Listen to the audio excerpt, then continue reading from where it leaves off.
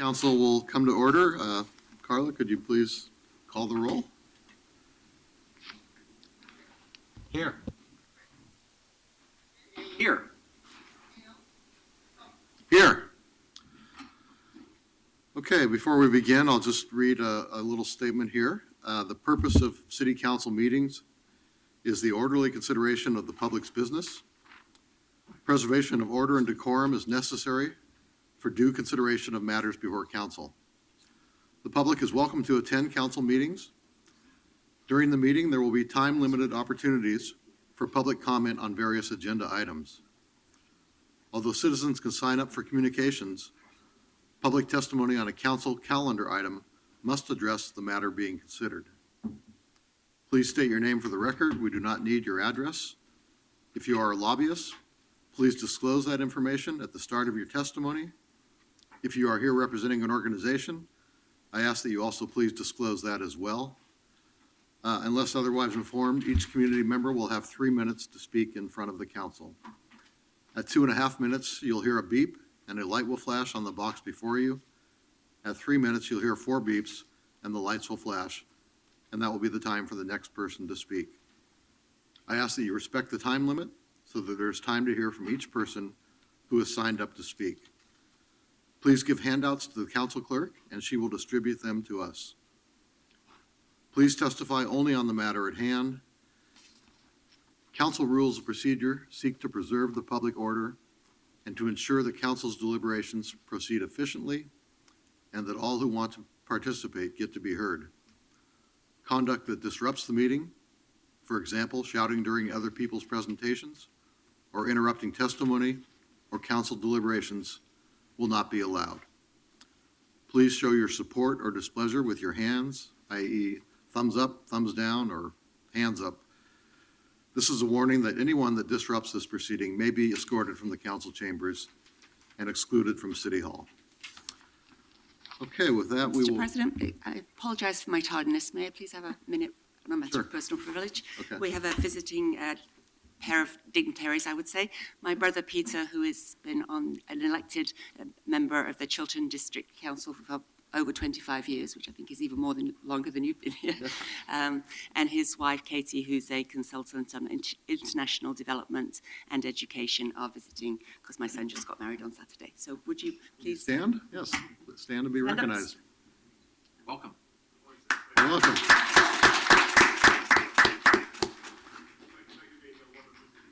Thank you. Thank you. Thank you. It's good to have you here. Sure. Okay, well, we'll begin with council communications, item 963. Request of Maggie Benware and Barry Fowler to address council regarding Metropolitan Youth Symphony Concert Tour in China. Could you read 964 also? We'll have them come up. Yes, request of Aparna Jayakumar to address council regarding Metropolitan Youth Symphony Concert Tour in China. She's not able to make it, but the other two. Oh, okay. Well, Colleagues, Maggie Benware and Barry Fowler are joining us this morning. They're going to share some reflections on their recent trip to China. They're members of the Metropolitan Youth Symphony, which is a wonderful arts organization here in Portland. I had the honor of speaking at their send-off. They did a concert at Director Park that was well attended, even though it rained. And we're just so proud of these young people, and we're delighted they're here today to tell us about their great adventure. Well, welcome. If you can just give us your name when you speak, and you each have 3 minutes. Good morning. My name is Maggie Benware. I play viola with the Symphony Orchestra at Metropolitan Youth Symphony, and I'm honored to speak with you guys today.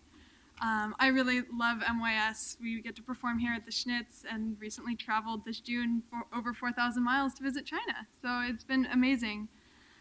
Before I briefly introduce myself, I also want to express my thanks on behalf of MYS to the Regional Arts and Culture Council for the funding that MYS receives to build up our music programs and establish the family atmosphere that we have.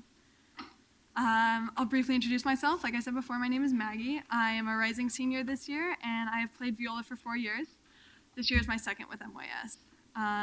In college, I plan to continue my studies of music and also pursue global business, and I'll be speaking today with Barry. Hello, my name is Barry Fowler. I used to be in the Metropolitan Youth Symphony. I played in it for 3 years, with my last 2 as principal violist. I'm currently attending Oregon State University, majoring in business and minoring in music to help me reach my goal of a career in the music industry. I love music and travel, which made China an especially great experience for me. I continue on expanding my horizons next year in the spring with studying abroad in Rome. MYS invited me on the trip as a performer and a chaperone, which is typical. The Metropolitan Youth Symphony has offered me many other great opportunities in the past, including traveling to Miami to perform with Michael Tilson Thomas and performing with the Oregon Symphony at their annual waterfront concert, which, by the way, is tomorrow. So hopefully I'll see all of you guys there. We'll start with a brief narrative of our trip. We split our 11 days up between 3 cities, Beijing, Tianjin, Beidahe, and then finished back in Beijing. The first half of our trip was super busy. It included 3 concerts in 3 days. We went to visit the Great Wall. We saw the Olympics Village, and on our last day of the half, we went and saw Tianjin. Our first concert was at the Central Music Conservatory in Beijing, which we actually shared with a high school band, a local high school band, and got to do a gift exchange. So we traded some of the best of Oregon for some of the best of China. Our next concert was actually on the Great Wall, which was the most unique and photogenic concert I've ever done. Our third concert was at the Tianjin Concert Hall, which afterwards we got to explore the city of Tianjin. We got to see the kind of mashup of culture that exists there and some of the beautiful city lights that are over there. The next day we boarded a bus to Beidahe, which Barry will go ahead and talk some more about. In Beidahe, it was a really interesting town. It's actually a popular vacation spot for North Koreans and Russians, so there's a lot of Russian influence in the town, especially. Personally, I enjoyed going to some of the tea shops around the area and taking a boat ride into the harbor with some local fishermen. We also saw the start of the Great Wall of China, which is nicknamed Dragon's Head. It extends into the Yellow Sea. Our last performance was nearby in the city of Qinhuangdao. We had a last-minute venue switch because the Communist Party needed the cultural center we were going to use. So we switched to a university, which was great because we got to meet a lot of the students there. And also afterwards, we switched roles with them and acted as the audience and watched their orchestra perform for us with traditional Chinese instruments. After our performance and some much-needed beach time, we headed back to Beijing, and we saw lots of famous landmarks in our last few days in China, such as Tiananmen Square and the Forbidden City. Also, we took a rickshaw ride and were invited into some local people's homes for dinner. And so, of course, you can imagine this was a huge trip, and it had a huge impact on all the 50 students who got to travel. For me personally, I love learning about the Chinese culture, and some of these experiences are really going to shape the way I approach my future. One of my favorite parts was the way that music was able to connect our 2 cultures, since they're virtually opposite in every way. For example, like Barry talked about at the Northeast University in Qinhuangdao, after our performance, we got to watch the students perform on their traditional Chinese instruments. And even though we don't speak enough of the same language to introduce ourselves, we were able to see the passion that they have and the pride that they have in their own music and their country. And this kind of pride is evident everywhere in China, which was another part that I really liked of the trip. We saw some of China's best through our tour. They took us to the best concert venues. We saw historical sites like the Great Wall of China and Tiananmen Square. And it's really interesting to see the positives instead of the negatives that sometimes get focused on. And this kind of approach can go anywhere. It can be as big as focusing on the strengths of a nation or as small as the traits you like in a family member. And I think that'll really shape the way I approach college and all of my relationships in the future. And of course, there are many memories that I'll take with me for the rest of my life, but those were just a few that I really enjoyed. I think one of the things that impacted me the most on this tour to China, just as a performer, was experiencing the cultural difference and the different kinds of audience. For me, at first, it was really hard to read the audience. I thought they weren't really enjoying our performance. People were talking, they were on their phones. I even saw a couple of people listening to headphones while we were playing. But afterwards, when we were done performing, it was amazing. Like, people just wouldn't stop applauding. We would play, encore after encore, and they would want more. I mean, I mentioned we had a last-minute venue switch, and so we had basically no confirmed audience, and then in the last 24 hours, it went from 0 to 1,500 people, and so we had a full house of students there, and it was a fantastic performance. I think another thing, too, another way that this tour really impacted me was just kind of, it really put everything in perspective for me. I think we take a lot of things for granted here. For instance, our tour guide, Sophia, one of her biggest dreams is to just get a travel permit to even be able to come visit the U.S. for just a month. And I don't know, that just really put things in perspective for me, seeing all of the little freedoms that we have here. So, Thank you. Thank you very much for Yeah, sharing thank your great experience in China. Yeah, Can thank we you. suspend the rules and give these Sure. outstanding young people a round of applause? Let's do that, Mr. President? Okay, thank you very much. Thank you. Actually, Mr. President, can I ask a question? Sure. I was just curious, were there places that you really want to go back to that you're like, wow, I wish I had a week in that place rather than having been there a couple of days? Yeah, I really love the city of Tianjin. It's very interesting because it was occupied for a while by European influence. So there's a lot of Western architecture, and also the city is very, very clean and very lit up, like I mentioned, beautiful city lights. And I'd love to take some time and really explore. They have a bunch of cathedrals, and really, it's really an interesting mix-up of culture, and I'd like to spend some time there. I think for me, just because of time's sake, we mostly had to kind of stay in a certain area of China, so it would be interesting for me to explore other areas, for instance, like Shanghai, or maybe seeing the other end of the Great Wall in the Gobi Desert. So, Great, thank you very much. yeah, thank you. Okay. Could you please read item 965? Request of Meg Hansen to address council regarding historic resource inventory removals and demolition delay.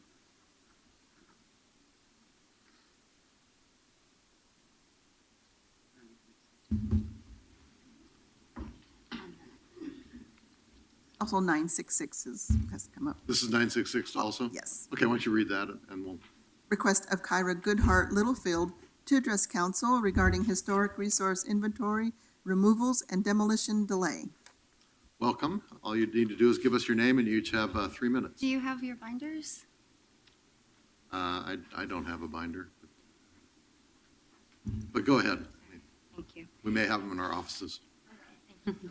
My name is Meg Hansen. My colleague Kara Littlefield and I are here representing the Close the Loophole Coalition, and we'd like to speak to you about two urgent and related issues: the delisting of historic resource inventory properties and the subsequent illegal approval of demolition permits without a 120-day delay. We'd like to combine our time today, so I'll speak for the majority, and then Kara will say a few words before our time is up. I was here in July speaking on the same subject, requesting immediate action and asserting our position that the BDS has been issuing demo permits illegally for over 13 years by not enforcing the 120-day delay. I won't repeat myself today, but I've included that information in your packets.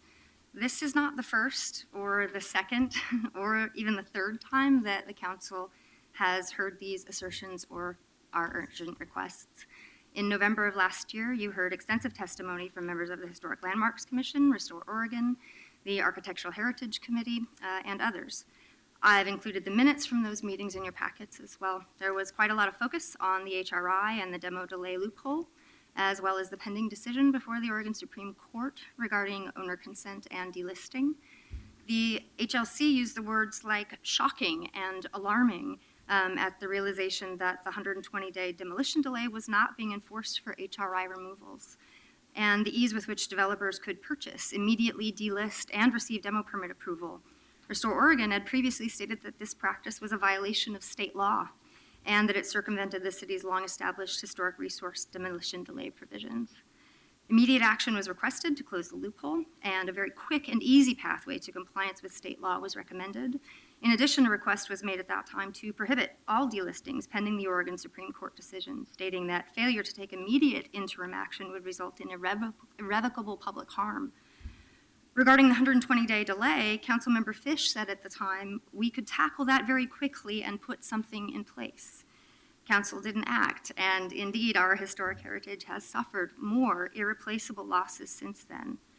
Here we are just a few months shy of a year later, and we're still having the same conversation and making the same urgent requests even after the Supreme Court has ruled that delisting is not an option for subsequent property owners. The preservation community has been eagerly awaiting an official statement from the city attorney since the Supreme Court decision was announced a few weeks ago. The question on everyone's mind is, will the city continue to allow HRI delistings and expedited demolition, or will they act in harmony with the ruling?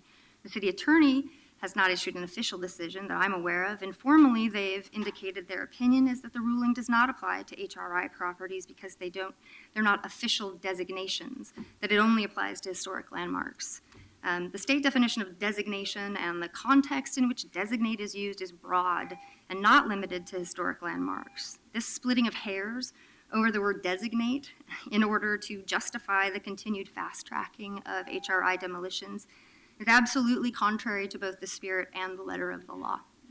Prior to 1996 owner consent regulations, a demolition permit application for an HRI property, ranked or unranked, would automatically trigger a historic landmark review concurrent to a 150-day demolition delay.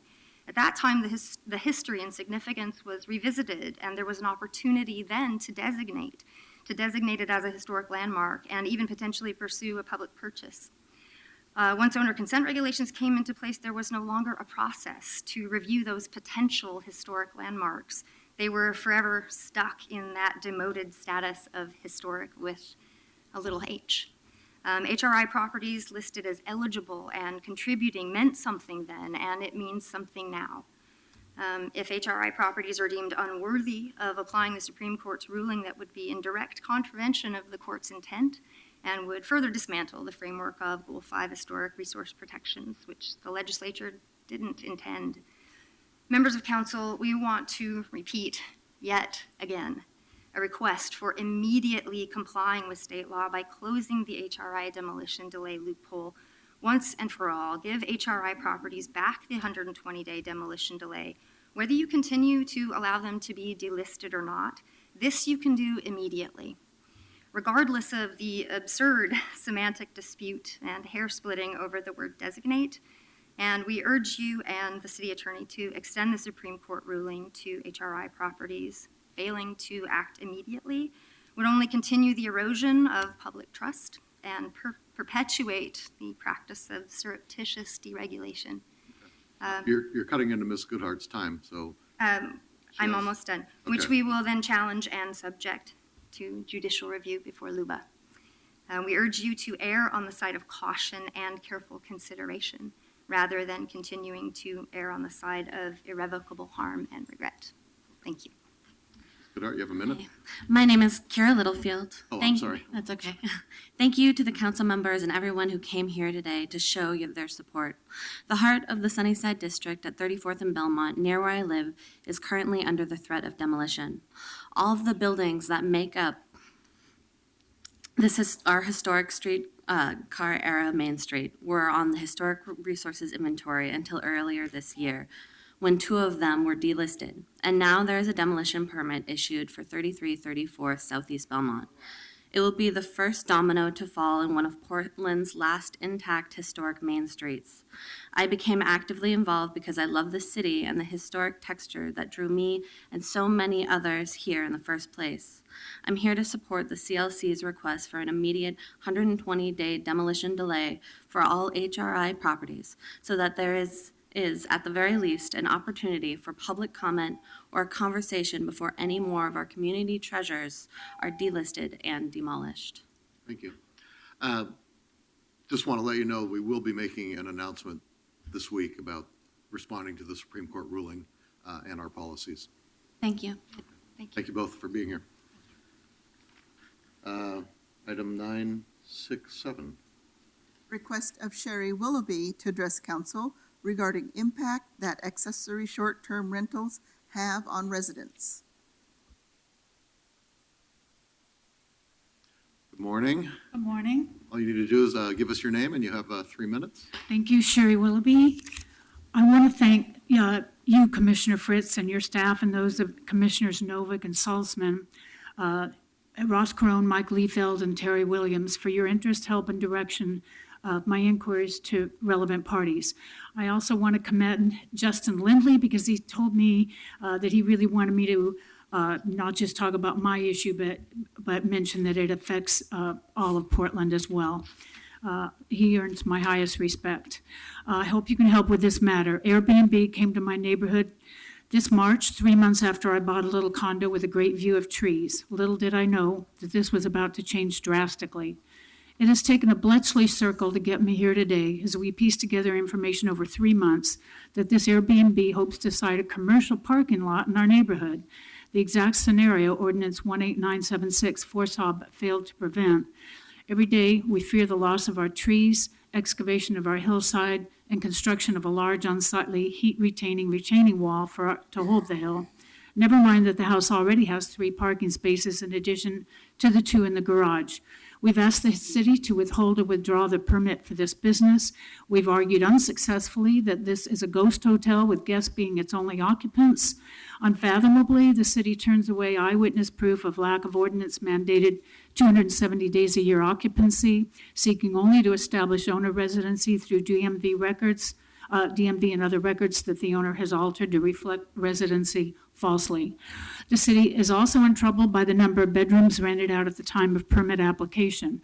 I actually took ad data evidence to the city itself that they used to upgrade a permit A, 2 bedrooms, to B, 3 to 5 on August 4th, 4 days prior to the safety inspection for this house. This showed the owner was renting out 6 bedrooms, not the 2 for which she applied.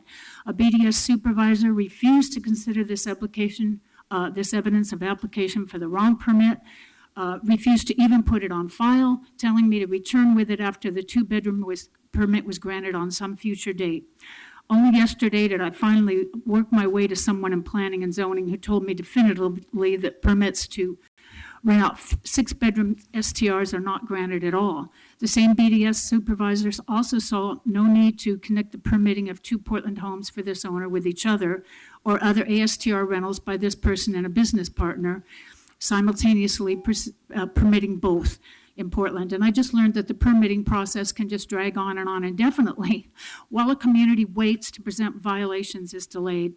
I would say that this is egregious behavior on part of BDS and ask that you never again ignore evidence of excessive bedroom rentals and non-occupancy. Simply continue with your permitting process and that you scrutinize owners of multiple permits more carefully. I would ask that when you do establish residency, you let the DMV know. And I wonder what will happen if there's a fire in a bedroom that the city's own code will not let you inspect, but you knew about and an unsuspecting guest is hurt. Isn't this a gaping loophole exposing the city to liability as well? So I ask for your help. Ask Urban Forestry to contact this business owner to be certain she understands the root protection zone for Title 11 trees and development situations. Ask Urban Forestry to not grant a permit to remove any trees at this house under private tree rules without an inspection. This business owner has been incentivized by easy permits to remove trees and put up a parking lot. Solve the problem your STR permitting process created in our neighborhood, please. And for all Portland neighborhoods, fix the STR flaws in an amendment, please, soon. Okay. Thank you. Thank you very much. Ms. Willoughby, if you could stop over to my office and talk with either Christina or Pooja about the urban forestry aspect of this concern, they can help you. Oh, thank you. So I'm going to ask my council colleagues, we have a Mr. Laddie Reed who showed up to testify this afternoon on the housing emergency, and it's really hard for him to come back this afternoon, so I would ask if we could suspend the rules and give Mr. Reed 3 minutes to speak to us. Is that okay?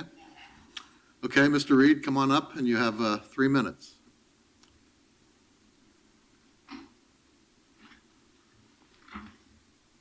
So he's actually asked me to speak for him. This Okay. is something he has written and just asked me to say the words. Okay, but keep it within 3 minutes. Absolutely. Okay. Despite what has been said on previous... You, do you remember me? Yes, I do. Yes. All right, ready? We remember you, yes. All right, despite what has been said on previous occasions in City Hall, we have a homelessness crisis in the city of Portland. Too often we respond to this as if it were a problem caused by the homeless. Too often we respond only to the needs of business owners afraid of a loss of customers, of neighborhood groups concerned with reduction of property values. Portland has a reputation for handling homelessness better than other places in this country, and we have every reason to be proud of this, but we have even more important reasons to not become complacent. We fail to respond effectively again and again because we see the homeless first as a category of people or even an abstract problem rather than as individual citizens sharing the condition of homelessness. For this reason, we invent only institutional solutions. like homeless shelters, group homes, and in our better moments, clinics and soup kitchens. We treat homelessness as something that must be treated with a universal approach. In doing so, we fail to see that the needs of any given homeless person differ as widely from the needs of any other homeless person as do the needs of any given citizen with a home from those from any other such citizen. We must acknowledge that any person can face financial ruin. Any child can be born into a home full of fear and abuse and thus seek to escape.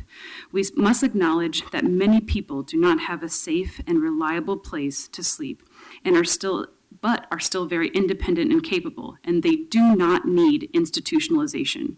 These people do not need to be moved to the industrial corners of our city to await, for 3 years, a better answer that may never come. They need the same things everyone else does. They need places to store their possessions where they will not be stolen. They need restroom facilities and places to bathe. They need places to wash their clothes and throw away their trash. They need opportunities for gainful employment. They need the protection of their police and the support of their communities. Furthermore, they need these things in the parts of the city where they already live. They don't need to be moved around again while a state of emergency is extended indefinitely so that we can exploit this problem for unrelated financial and political gain while ignoring for another 3 years the actual people and their actual needs. I myself grew up in an institution which treated me only as a component of a larger abstraction. The Fairview Home for Feeble-Minded and Criminally Insane. In the years since Fairview closed, I have achieved a largely independent life. I own a home and a car. I'm an advocate and activist involved deeply in this community. I've held gainful employment and contributed to my community in organizations such as Food Not Bombs and Organ Care Works. I've achieved this because I've received the assistance I actually need as an individual with cerebral palsy. It is time that we, likewise, stop assuming that we know the category of the homeless and that what they need and that we can provide exclusively with large-scale institutions and shelters, instead of how we look to deliver the needed infrastructure, assistance, and public service to those who have no common qualities except for the lack of a reliable home. Can you ask a question? Yeah, well, Mayor. Where's the mayor? He's not here today, but he's going to be here this afternoon via telephone for the hearing. Yeah. Thank you very much, Laddie. Appreciate it. It's good to see you. Okay, let's move to the consent agenda. Are there any items that members of council or the public would like removed from the consent agenda? Okay, hearing none. Let's move for approval of the consent agenda. Novick, Aye. Fritz. Aye. Fish, Aye. Saltzman. Aye. Okay, let's move to item, our first time certain, item 968. Item 968, accept a grant in the amount of $852,000 and authorize an intergovernmental agreement with the Oregon Department of Transportation for the planning and development phase of the Portland Central City Multimodal Project. Commissioner Novick. Colleagues, for several years now, we have been anticipating a Central City multimodal project to help make getting around the Central City safer, easier, more convenient by foot, bike, and transit through the construction of active transportation projects. We applied to Metro for a $6 billion grant for this project, or for Central City multimodal safety improvements in 2013. That grant was approved. We also plan to supplement that grant with Fix Our Streets money from the recently approved gas tax. This item would allow us to accept a preliminary pot of money of $852,000 to undertake a planning and project list development process with a variety of stakeholders, as informed by the Central City 2035 plan. The idea is to engage stakeholders, yield a list of infrastructure projects in the Central City. We would anticipate that that list will come to council at the end of this process in approximately a year. And I'll now turn it over to Art and Gabe. Right. Good morning. Thanks for having us here this morning. So this is really an exciting moment for the Central City and an exciting moment for, I think, for PBOT. We've really long discussed the need for an intentional look at the investments we need in the Central City. In particular, Central cities throughout the country and throughout the world are reinventing themselves. And Portland Central City needs to think of itself as an evolving place that is continuing to be competitive with central cities throughout the country. And so this package of investment can support the types of planning initiatives that are being contemplated in the Central City 2035 plan, which will come to you over the next 6 months, and can sort of bring right after that planning effort direct investment in the Central City to continue to make it vibrant and make sure that we can continue to see the Central City grow and include more residents and more employees in a supportive way that we can really be proud of. And so as as the commissioner noted, this is a long-awaited grant. I mean, part of the challenges with the regional flexible funds process is we apply and we have to wait 3 years before the funding starts coming. So we've been waiting, and the constituents have been long awaiting for this process to get started. So we're very excited to be underway. Just ask, how come we got the grant to do it before we got the grant to plan it? Well, that's a good question. What we decided to do was put those two elements together, given the complexity of the conversation around finalizing which infrastructure projects we would move forward with. It seemed best to combine those two phases together into one effort. So we will be able to directly follow on the finalization of prioritizing which projects to move with that capital investment. Well, we already got the grant from Metro. Usually you do the planning and then you get the grant for doing it. How come we got the grant to do it first? With the grant with Metro, we just applied for both of those cycles together. So we have overall the Central City Plan gives us the broad plan to work off of, and Gabe will talk a little bit more about this. But this really is taking the overall strategy for the Central City, which is a 20-year plan, and breaking it down into really concrete investment strategies. And so it made sense to put that all into one effort. Correct me if I'm wrong. My understanding was that this $852,000 is part of the $6 million, and the $6 million was approved, but we haven't actually gotten the money yet. And this is sort of releasing the first. This is the first tranche of money. Yes, exactly. So yeah, the rest of the funds will be coming once we finalize the plan for investment. We'll then finalize the contract for implementation. Art, when you say flexible funding from Metro, that's the same pot that we tapped for the bike share, right? It is, yes, correct. Yep. And so this is competitive money. Very competitive, yes. So it gets divvied up by Metro based on what people apply for and. Right, and making sure that they're following through on the policy intentions set at the regional level. Right. Okay, good. Yeah. So I'll pass it over to Gabe, who can give you more details. Sure. We've just got a short presentation here. Commissioners, thank you for having me. Gabe Graff, Capital Project Manager at the Bureau of Transportation. And thank you. Council nominated this project for the Regional Flexible Fund program on September 18th of 2013. The grant was approved and included, as Art mentioned, in the 2016-2018 STIP, or Statewide Transportation Improvement Program. You can see the project boundary here, which mirrors that of the Central City boundary. And the project seeks to make getting around the Central City safer, easier, and more convenient by foot, bike, transit, through planning, prioritizing, and constructing active transportation projects. At the time, the project was identified as a priority for 3 reasons. First, safety, safety of people walking and biking. 20 of the top 40 high crash intersections for walking and biking were within the project area. 2, a lack of a bicycle network designed for people of all ages and abilities in the Central City.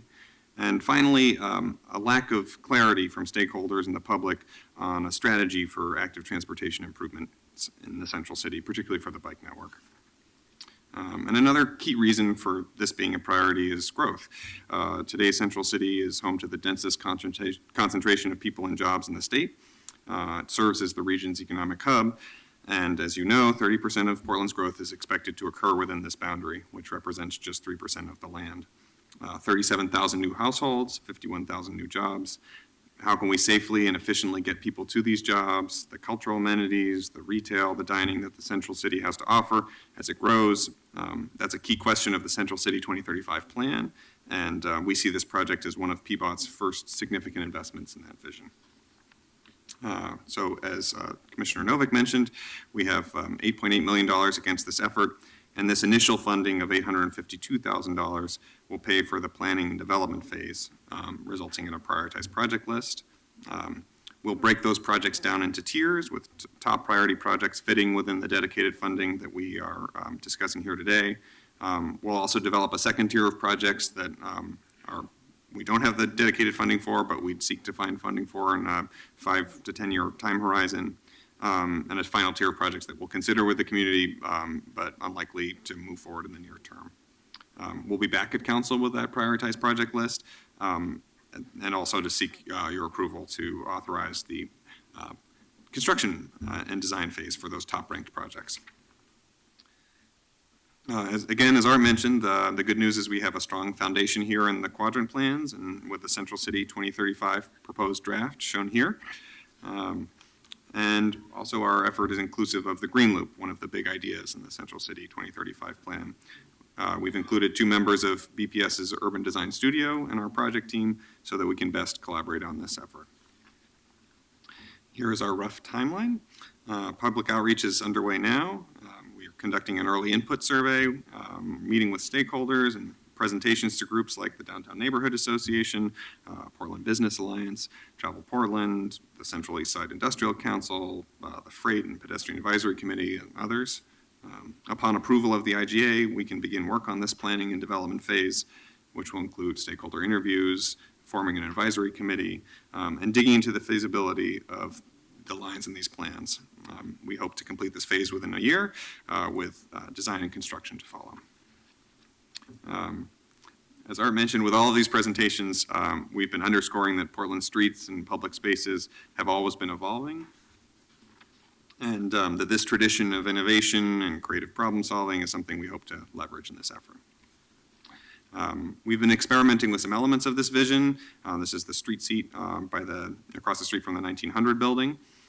And this is Northeast Multnomah. Again, this idea of clearly delineating spaces for all people, regardless of how they're traveling, to be. So clear space for cyclists to ride, clear places for pedestrians to cross with shorter and safer crossings, and a safer cross-section for people who are driving.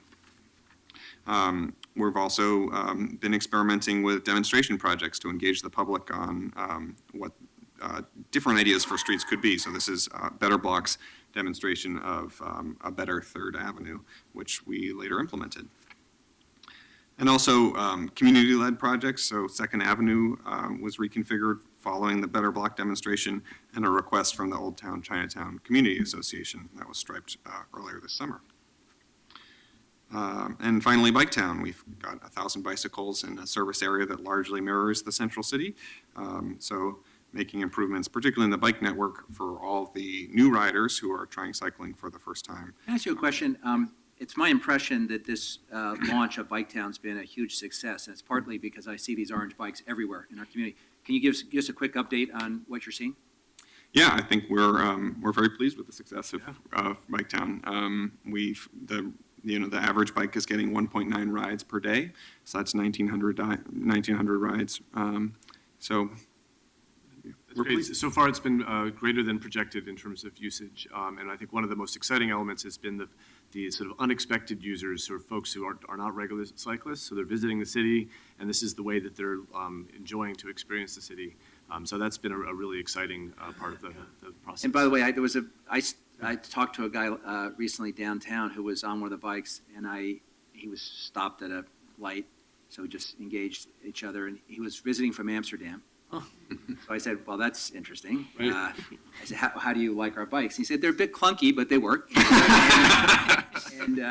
But I mean, it was just cool to see someone who had, already sort of hardwired into his view as he's visiting a city, and there's this amenity, and he expects to use it. I am very pleased that it's working. I'm very concerned that many of the riders don't have helmets, and also that they continue to ride as other cyclists do on the sidewalks in downtown. So I hope that we'll continue to work on those issues. Absolutely. In fact, this infrastructure, in my mind, is that inviting environment to bring people off the sidewalks. Right, and also we need to get away from people to get helmets, because people from out of town are generally not going to go out and buy themselves a helmet. Thank you. So what might we see as recommendations coming out of this project? I'll share a couple of ideas and then some examples from other cities. Here is a sketch of that illustrates the separation and safety we're seeking to achieve. So again, clear spaces for everybody to be, shorter and safer crossings for pedestrians, clearly marked, refuge islands, clear spaces for cyclists to ride. clear spaces for motorists to drive, and trying to acknowledge and reduce all of the conflicts at intersections. So there's better visibility for all users and reducing crashes where they're most likely to occur. Also, transit priority, an additional goal, not just a goal of the project is not just safety, but also more trips to the central city, safer and more. Using the right of way in the most efficient manner possible, and transit priority is a real way to do that. As to other cities, we're looking to Seattle for their innovative designs for getting transit access, cycling, driving, and pedestrians all in the same right of way with designs like this.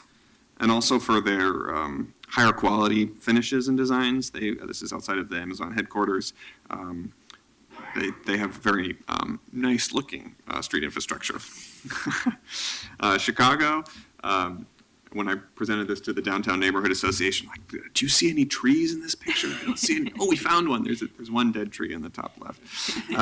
But this is a protected intersection design that, again, shows that clear separation. Transit priority, this is in New York City, with bus-only lanes, a way to efficiently move a lot of people in and out of the central city, particularly in the peak hour. And then placemaking and temporal uses of the right-of-way. This is in Philadelphia. In the evening, they've shut down the street to vehicles and opened it up for people to enjoy and hang out, or for commerce. And finally, tourism and economic development, the Indianapolis Cultural Trail. We'll be looking to see how our investments can encourage people to spend more time in the central city, to want to come to the central city, to want to bring their families on the weekend. And this is a great example of that kind of solution. Thank you. Unless there are any other questions, I'll turn it over to Ronnie from the Downtown Neighborhood Association. Hi, Commissioners. Good morning. Thanks for having me. So I am the Land Use and Transportation Chair of the Downtown Neighborhood Association, and we like trees, but we also Can you give us your name? Oh, Ronnie Boyle. Thank you. We are extremely excited about this project, and I personally have been getting excited emails since 2013, I think, when it was a glimpse in someone's eye. So we're really excited to be part of it. A lot of downtown residents don't have cars, and they live downtown because of the multimodal transportation options, and we really appreciate them, and we're lucky to have them, but we're very aware that there's so much room for improvement. Transportation access and safety comes up in almost every meeting that I host. And too often people have very personal stories of close calls, injuries that they have to share. And I'd certainly like to hear less of them for all the right reasons. So people are very excited about feeling safer walking more and feeling safer biking more. They want to do more of all of these things. But there are challenges. And the issue of bikes on the streets, unfortunately, on the sidewalks is an issue that comes up very often. And it's an issue where people don't feel comfortable biking in the streets right now. And so then they bike on the sidewalks and then cause an issue with people feeling comfortable walking downtown. So we're very aware that these issues are linked. We're really excited about having comfortable facilities for biking downtown. And we think that's going to have a ripple effect, that they're all going to be improved. So, Art, can I ask you a question on this? Yeah, sure. Because we sold our house. I live in a rental apartment downtown, so I'm doing a lot more walking. Right. And I feel particularly vulnerable. And in light of the terrible tragedy that recently happened on Hawthorne, it struck me that there are limits to what we can accomplish through legislating. I mean, we can legislate all we want, but some of the behavior we're talking about, cars and bikes observing the laws of the road, stopping at red lights, not accelerating when it's yellow, not putting people at risk. What do you have any thoughts, just generally, about beyond the changes in design and some of these kinds of improvements, which hopefully are designed to make it safe for everyone to share our streets? What's missing in terms of getting the message to people that irresponsible and dangerous behavior on our streets is not tolerated, whether you're in a car or a bike? That's a great challenge, I think. I think Portland really is at a place in its evolution right now that we're growing up as a city, And this is, I think, part of that. We're experiencing more congestion and more sort of conflicts as we navigate the streets on a daily basis. And I think your initial reaction to that is to sort of try harder to navigate through, and that's actually accelerating those conflicts. And we do need to develop a culture where people understand that as the city gets larger, you need to expect it takes more time to traverse through the city. And I think we're right at the moment of that evolution right now, where we're seeing people sort of fighting their way through the congestion rather than realizing they're just going to have to expect it takes 5 more minutes to go through downtown because we're a bigger city now. But are we going to win that fight through friendly persuasion or through a bigger stick? And I'll give you one example. Sure, I sure. was walking to get a haircut the other day, and someone in a car accelerated, made the turn, almost ran me over. I stopped. I said, "Please slow down," and she told me to F off. And I was thinking, well, I'm not sure friendly persuasion is going to reach that person. And so what, as between carrot and stick, what has to happen to get people to think twice about the consequence of their behavior? There probably is a greater need for enforcement in the central city as part of this package. At this point, the main tools that we have at our disposal within transportation would be overall information campaigns and infrastructure investment, those types of elements. But I do think, part of the challenge is, especially if people are leaving the freeway network, in which they're either going very fast or frustrated that they're not going very fast.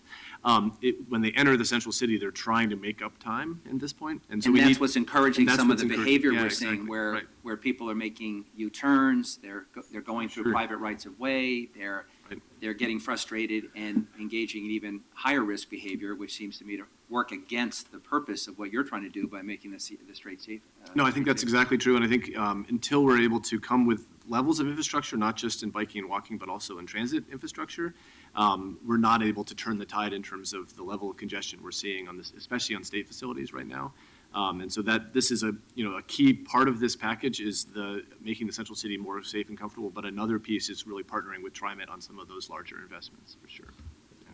This could be simplistic, but it's my impression from visiting Copenhagen, for example, that the more common and mainstream biking and walking as opposed to getting around by car becomes, the better everybody behaves, because motorists to whom bikes are an annoying distraction and they wish they would all go away. Once you're in a city where 25% of the trips are by bike, then you sort of accept they're there, you have to deal with them.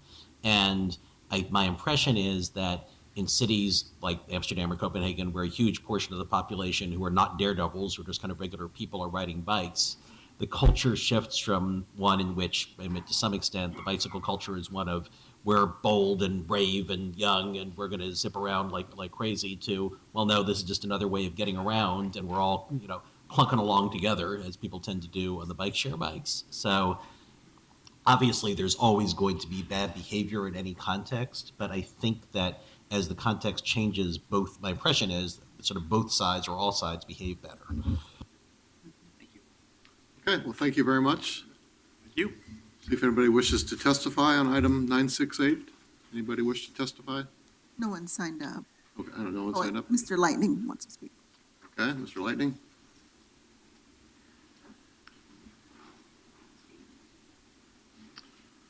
Welcome, just give us your name and you have 3 minutes.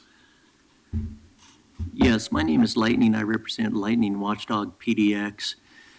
I really like that bike share program. I think that's really something good for the city. One of the issues I have is that when I prefer to walk around the city. I've always done that.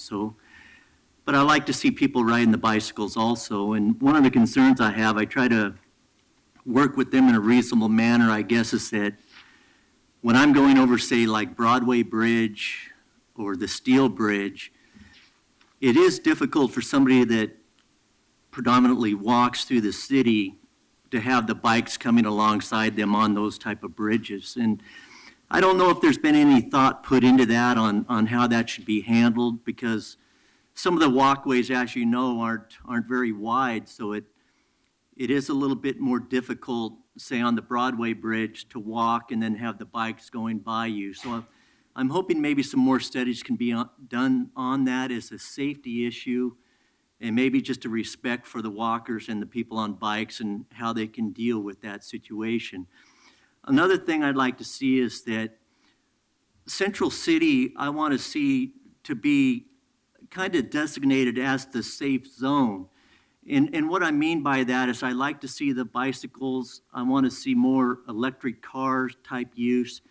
I don't want to see any of these diesel buses anymore in that what I call the safe zone.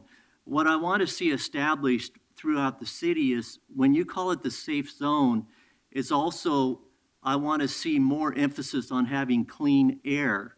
And as we know, when we're talking transportation, we can begin to phase out these vehicles that we don't have to sit around and breathe this diesel. I can't stand that. I don't like it. I like to walk. Nobody in this room can tell me that's healthy for you. So why not create a zone to where we can establish it that we want clean air also in that central city zone?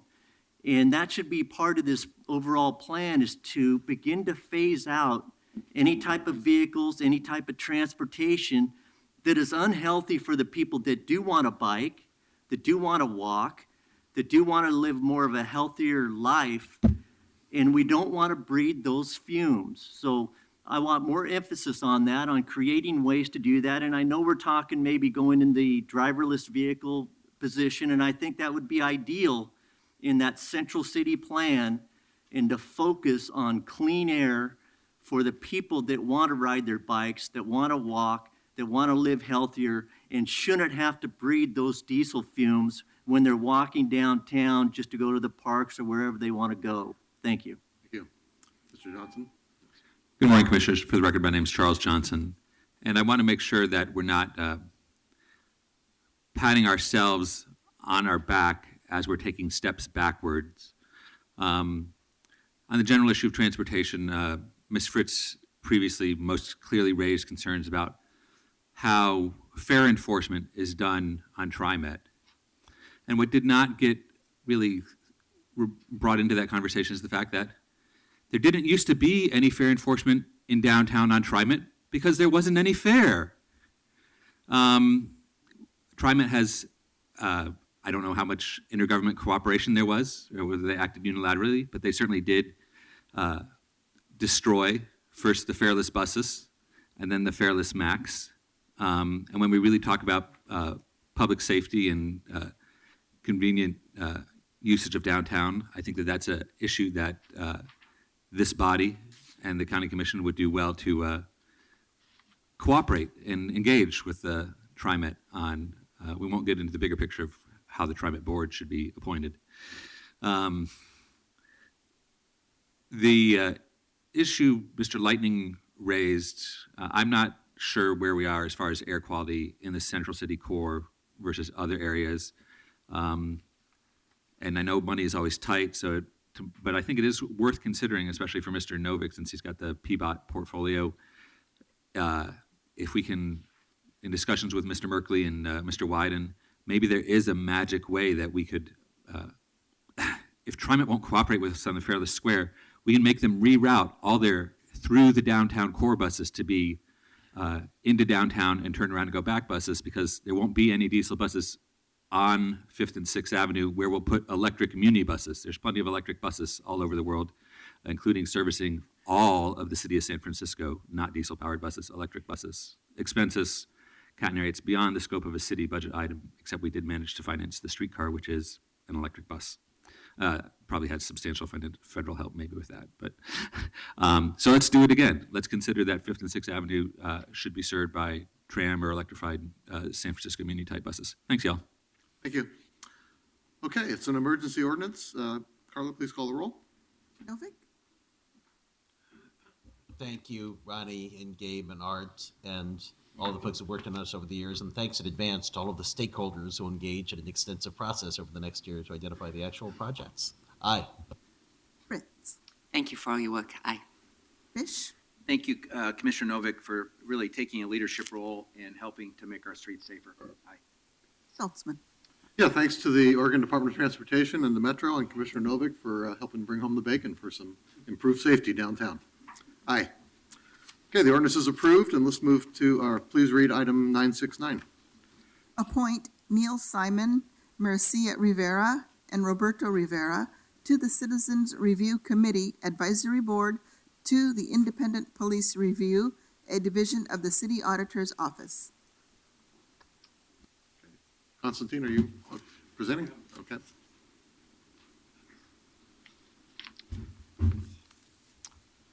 Well, good morning, council members. My name is Constantine Severe, and I am pleased to be the City of Portland's Independent Police Review Director. So I am here today to present to you three outstanding individuals. This is actually one of my most favorite parts of my job. As the IPR Director, there's a lot of angst and a lot of issues with police and police accountability, as we know, around the country and in our own city. But I am really honored to be here to be able to talk about these individuals who have decided to volunteer their time to serve the City of Portland. They are Marcia Rivera, Roberto Rivera, and Neil Simon. There, as you probably have read their biographies in the packet, they have a remarkable, diverse background. And part of the reason we've been able to get such outstanding individuals is due to the efforts of our outreach coordinator, Irene Konev, who has worked tirelessly to reach out to different stakeholder communities to make sure that the Citizens Review Committee, which hears appeals of police misconduct cases, as well as make policy recommendations to council, the chief, and the auditor, actually reflects Portland. When I became IPR director, when I started IPR back in 2008, the Citizen Review Committee was all white, and there was a period of time where there was 8 males on the Citizen Review Committee and 1 female. That frankly was unacceptable, I think, because that just is not what our community is. When you look at the quality of the applicants that we continually receive through the efforts of Ms. Konev and the amount of educational and training efforts that we've put into the CRC over the last several years. Every CRC member, prior to hearing an appeal or serving on the committee, receives 40 hours of training, including 6 hours of equity training is something that we've started in the last several years. So I am very pleased to present them and would urge you to vote for their appointment to the Citizen Review Committee. Do the candidates wish to come up and talk to us, or? Sure. Okay. Come on up. Come on up.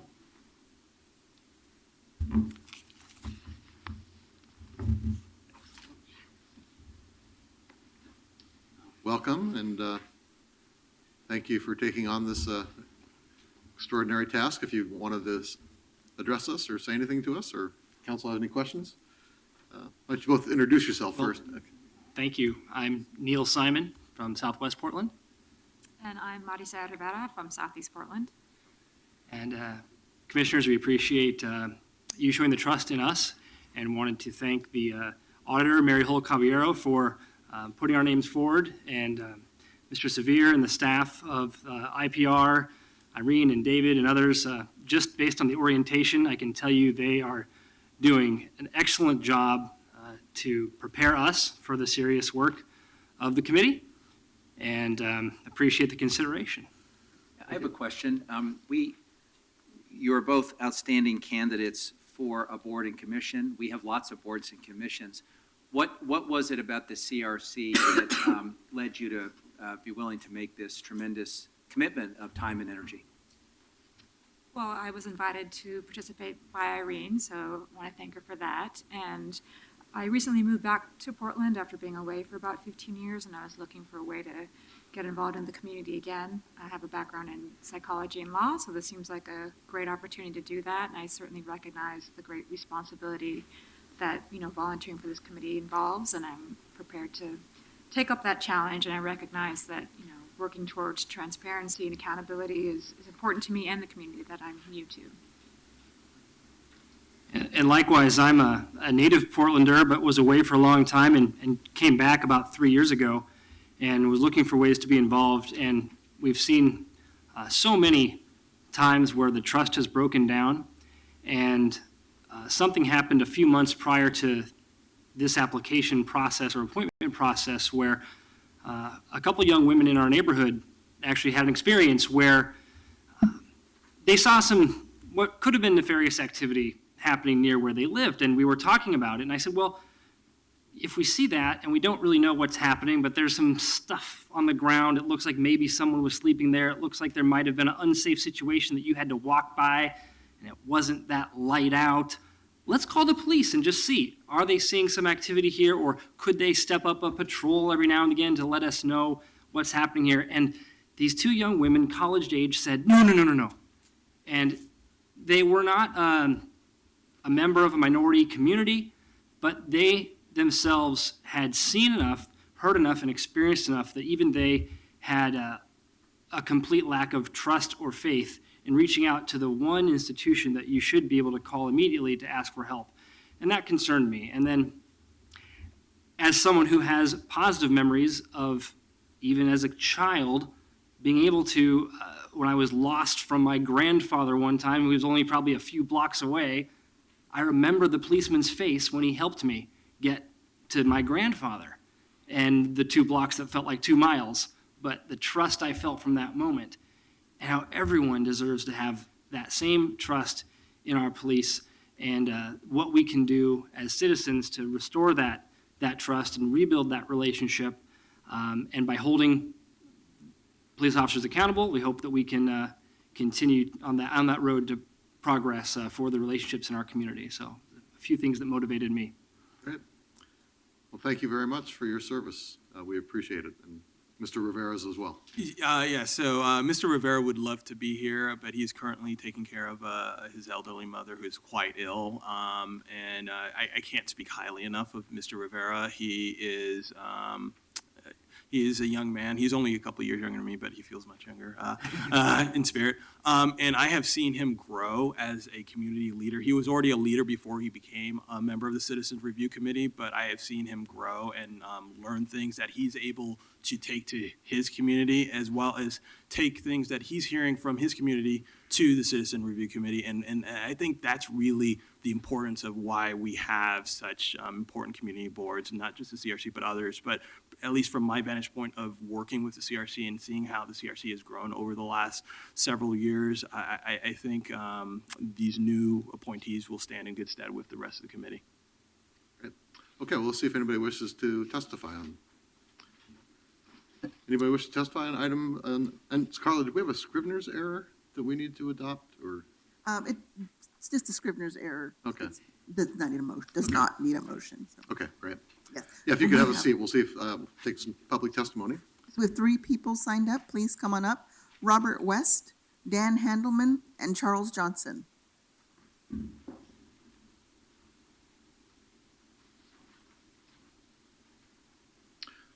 Welcome. We'll start with you, Mr. Handelman, and just give us your name, and you have 3 minutes. All right. Good morning. My name is Dan Handelman. I'm with Portland Cop Watch. And while we don't support rushing the overhaul of CRC, an easy fix to the volunteers' inability to keep up with the workload is to expand CRC to 15 members and do it now as you're inducting the new members. As to the nominees, our comments are not personal, only observational. Mr. Rivera has been doing a balanced job on CRC. He told us he filled out his application quickly, which explains why his 2013 biography included his 1-year stint as a public safety officer in 2005, but this one doesn't. But it is good to have CRC members who can see policing issues from both sides, and Mr. Rivera has proven that he can. Ms. Rivera lists herself as a Latina with disabilities who did advocacy for disabled people and for people facing the death penalty and other crimes. This shows, in our opinion, a healthy opposition to the use of violence to enforce state policy. Mr. Simon works in cybersecurity, but he's been a journalist covering accountability issues, and he co-produced a documentary on Japanese internment during World War II. And you all know this since you read their applications, but this topic directly relates to community opposition to the community concerns about the Joint Terrorism Task Force and the police participating in that. The balance will continue to be 7 women and 4 men, as it has been since last February. And as for other diversity, the CRC will now have 2 African-American members, 2 Latino or Latina members, and 1 self-identified member of the LGBTQ community. Oddly, though, all 3 nominees today were born within 2 years of each other, which is pretty statistically unusual. More age diversity is definitely needed on the CRC. As we already recommended, we urge council to use the 20-member civilian pool of the Police Review Board to further supplement CRC's work. Each one of those people hears just 1 to 2 cases per year right now. It's also a misnomer to call them a board, since only one person from that panel sits at a time inside the Police Review Board system, and they never meet together in public or in private. We hope to see the September 14th date for changes to the IPR-CRC moved back so for more meaningful community input rather than 3 minutes responses to the city's trial balloons that's been going on so far. And finally, we urge council to fill its seats in the COAB and lift the 2-month ban on their meetings so they can prepare their presentation for the late October presentation to Judge Simon. It's cynical and inexcusable that 4 council members failed to replace COAB members who quit, shut down the board for lack of quorum, and then is not letting them meet to report on the progress of the settlement agreement as agreed to when the city dropped its appeal to Judge Simon's initial ruling. And I just want to repeat that we don't want you to rush changing IPR and CRC, but if you want to help them get through all these caseloads, you should expand them to 15 members. Thank you. Mr. West? Yes, I'm Robert West. I'm with Film the Police 911. And I agree with Dan Handelman as far as the 15 members go. What I would caution the board is one of the nominees has a relative that's a police or a retired police officer, and one of the board members does have a relative that is a retired police officer. And my concern is about putting too many people on the board that are either police officers or retired police officers. And what winds up happening when you do that, then the voting thing tends to lean toward the police instead of it being a fair and proper tool to make the police accountable for what they do. Thank you. Mr. Johnson, you have 3 minutes. Yep. Thanks again, Commissioners. For the record, my name is Charles Johnson, and unfortunately, I was stuck at the coast when you had the first meeting at PCC Killingsworth to discuss the changes potentially to the IPR-CRC process, and I did not make it up to Maranatha Church where the second procedure, or where the second public discussion happened on that. I would hope that none of these new nominees are in the same position as I am, and they missed the opportunity to be there engaging about what could be their very short-term future. I'm so concerned with the general impression that Auditor Hall Caballero's changes to the CRC severely damage, almost totally remove civilian review, that I haven't really even fully processed exactly what the fate of the existing CRC members will be in the proposed changes. But as we get to the 14th, I hope you will consider that unless there's explicit judicial pressure or pressure from the Department of Justice that the auditor's proposal is not necessary to protect the city from any sanction for not being in compliance with the United States of America versus the city of Portland for the police bureau's possible problems dealing with people exhibiting signs of mental illness. So consider strongly that we can maintain and enhance the CRC structure with the expansion that Mr. Handelman has mentioned without any other substantive changes. For many members of the public don't know that the only person sitting up there that has a representative on the COAB right now is Ms. Fritz. Rochelle Silver is still serving. The others have moved on for other reasons. And I'm sure it's somewhat complicated situation for you with the hiatus. However, that hiatus was worked out where a consulting firm in Chicago is, I assume, getting paid during these 2 months exactly what they got paid during the other 10 months of the year, but doing much less work, in my opinion. I'm sure that would come back with a stunning rebuttal.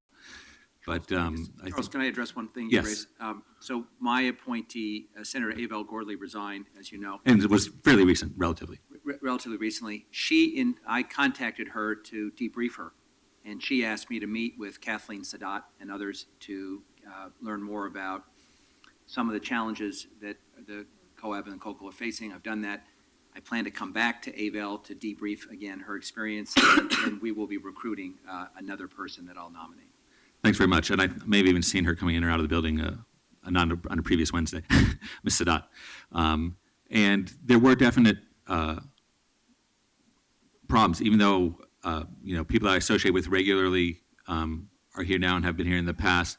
I certainly understand that there was what I think was a legitimate concern for some women of color feeling like they were getting unfair targeting, and I wish that we had had a better public process to make sure that any citizens that volunteer for committees can feel safe and that they're engaging, that there's good public engagement all around.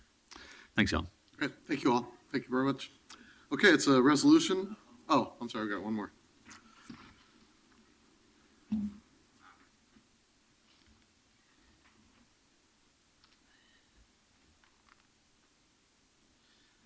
Yes, my name is Lightning. I represent Lightning Watchdog PDX.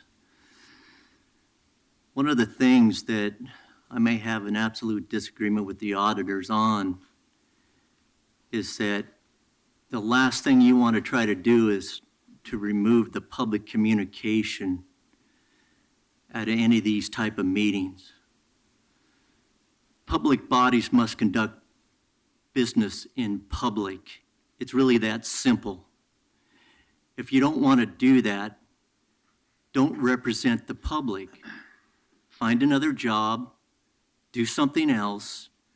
If you don't want to listen to the community, the people in the community, get another job, do something else, and get people in these positions that understand the importance of what community members have to say is as important as you holding that job that the community put you in.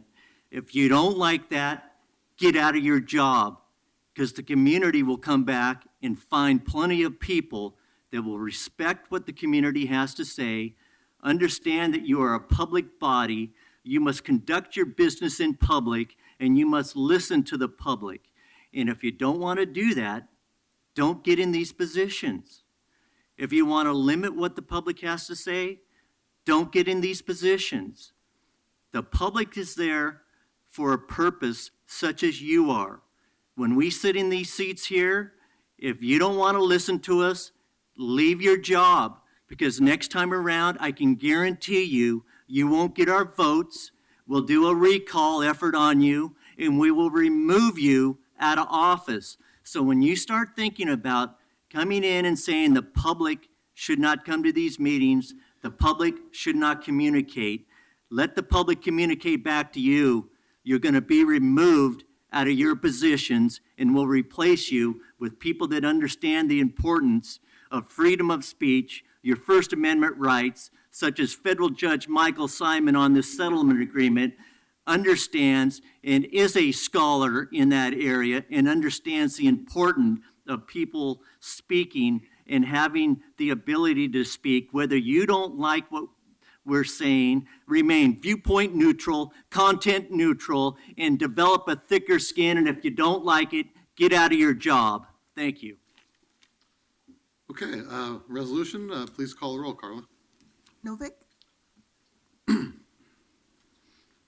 Really appreciate your willingness to serve in these positions that involve dealing with intense, emotionally fraught issues and take a lot of your time. So thank you very, very much. Aye.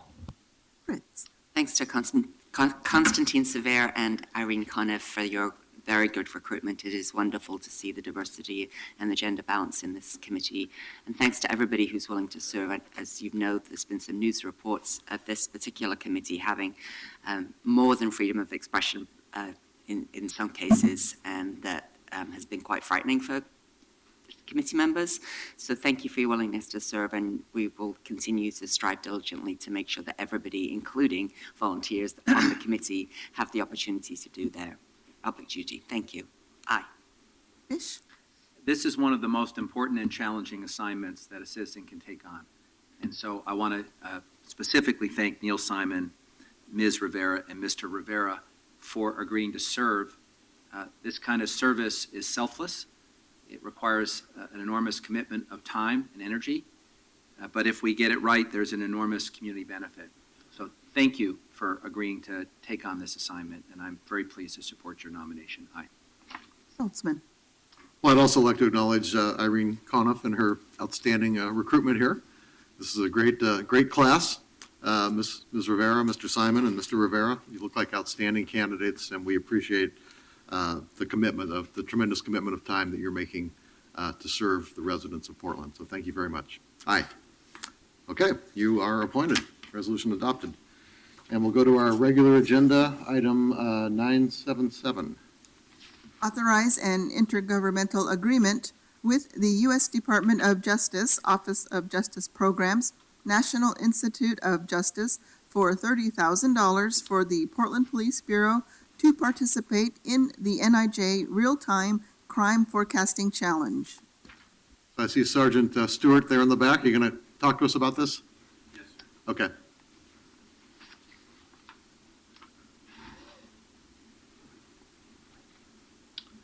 Welcome. Just give us your name and. Hello, my name is Greg Stewart. I'm a sergeant with the Portland Police Bureau. Regarding this intergovernmental agreement, the Portland Police Bureau currently takes its call data, non-sensitive call data, publishes it via a media link, and then also places it on civic apps at the end of the year as part of the Open Data Initiative. Our partnership with the NIJ is going to pay to help us develop tools that will allow us to more rapidly make data available to the public. That's what this $30,000 is being given to us for.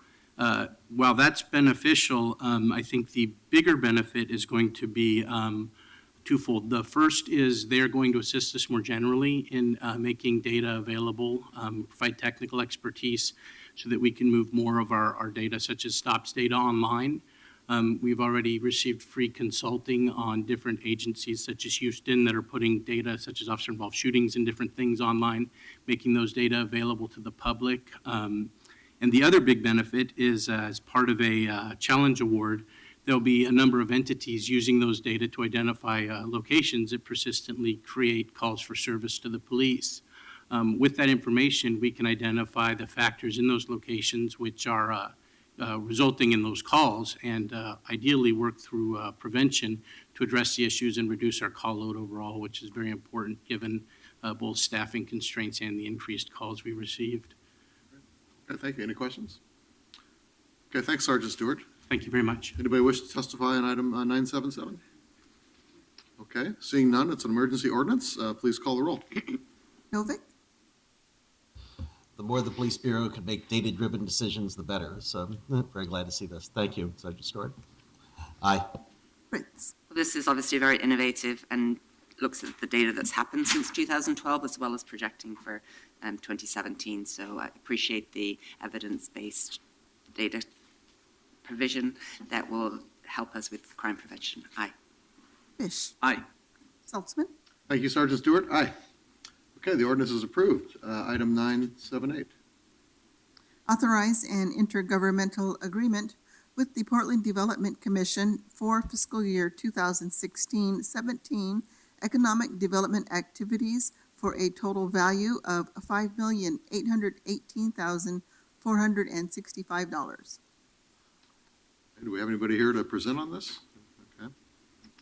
See, we have our, well, why don't you give us just a quick overview? Yeah. Okay. Just give us your name and take it away. Thanks, Commissioner Saltzman. I'm Josh Harwood. I'm with the City Budget Office. We administered this IGA with PDC on behalf of the city. It's an annual appropriation that reflects budget decisions made in the spring during the usual budget process.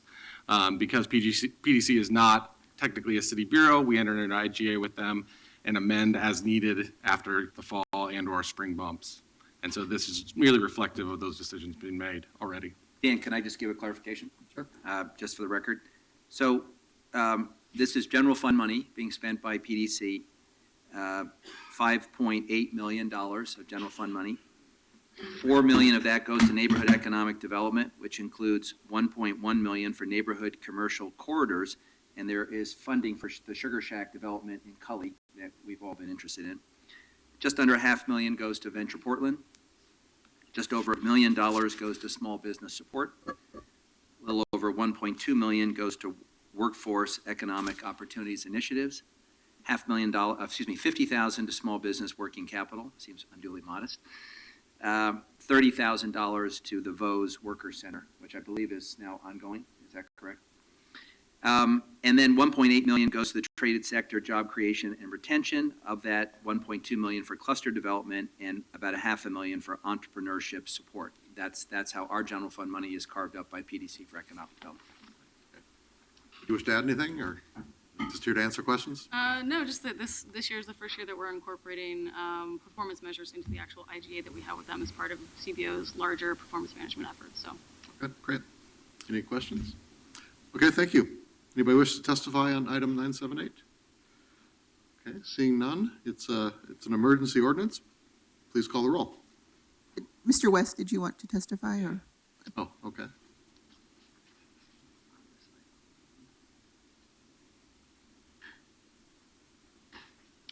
Okay, just give us your name, and you have 3 minutes. Okay, my name is Robert West. I'm with From the Police 911. And my concern about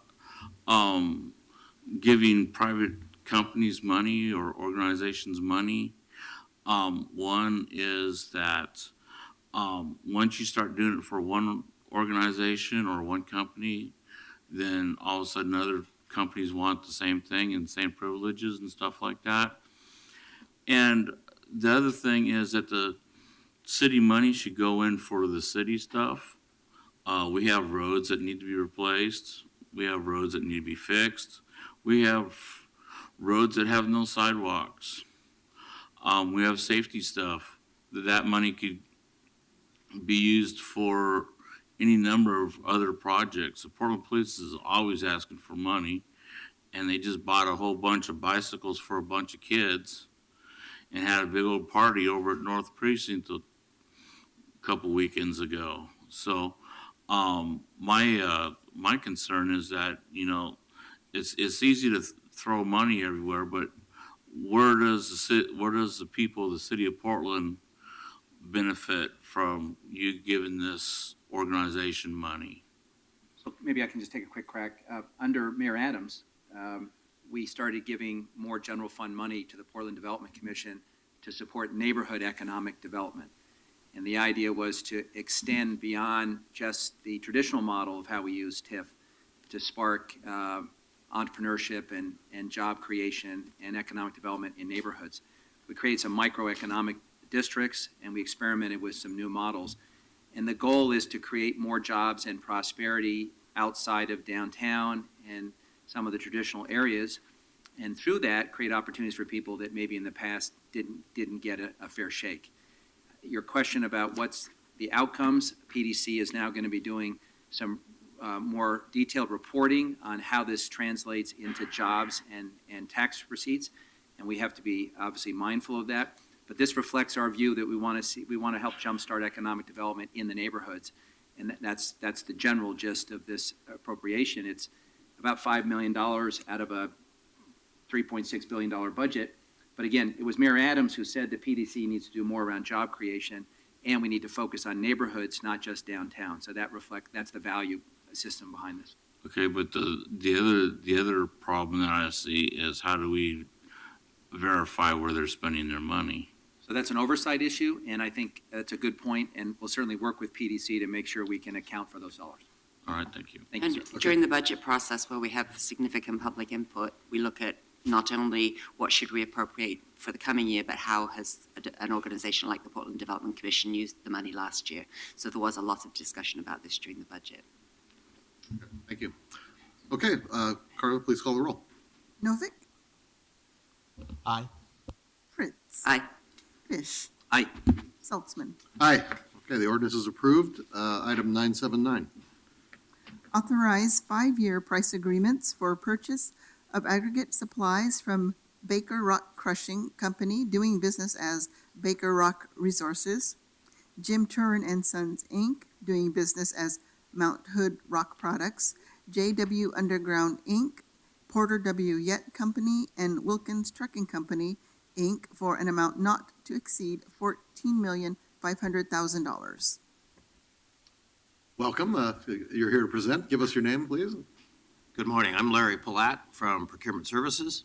You have before you the procurement report recommending 5 price agreements to be awarded, 1 each to Baker Rock Products, Mounted Rock Products, JW Underground, Porter Yett Company, and Wilkins Trucking. The total amount for all awarded contracts over the 5-year period is not to exceed $14,500,000. On December 9th, 2015, the City Council passed ordinance number 187496, authorizing a competitive solicitation for the purchase of aggregate products and services estimated for an amount of $10 million. Subsequent to that ordinance being approved, the Bureaus of Transportation, Environmental Services, and Water identified that additional product would be needed to accommodate the increased number of expected projects over the next 5 years. As such, the solicited totals were adjusted to reflect the increased requirements. On May 18th, 2016, the Chief Procurement Officer advertised RFP number 237, and 5 proposals were received and opened on June 16th, 2016. All 5 were evaluated and deemed responsive to the requirements of the solicitation, and the city issued a notice of intent to award price agreements to all of them, including Baker Rock Crushing, DBA Baker Rock Products, Jim Turin and Sons, DBA Mount Hood Rock Products, JW Underground, Inc., Porter W. Yett Company, and Wilkins Trucking Company, Inc., on July 25th, 2016. No protests were received. All 5 suppliers have current City of Portland business tax accounts, are in compliance with the city's Equal Benefits Program, and their EEO certifications are all current. Based on the expected rise in aggregate usage over the next 5 years, forecasted city projects, current procurement climate, and production and product cost, the confidence level in this procurement is moderate. If the council has any questions about the bidding process, I can answer those, or I'm not. Yeah, we do have somebody from Water to talk about specifics if you need them. Any questions? So I had just 2 comments. One is that there are 3 bureaus involved here, right? Yes, sir. And they are? Bureau of Environmental Services, Water, and Transportation. Okay. And this is sort of an eye-popping number, $14.5 million, but it's a fairly routine ask. Can you explain that? It is definitely a routine ask. It is typical for all types of products to need various and assorted combinations of rock and or as we redo sewer lines, as we redo everything, we buy all the product from the outside, recycling what we can. Transportation has a recycling program of their own, but this is not uncommon. These amounts are not untypical of what we've been doing for the last 20 years. Right. Any further questions? Okay, thank you. Does anybody wish to testify on 979?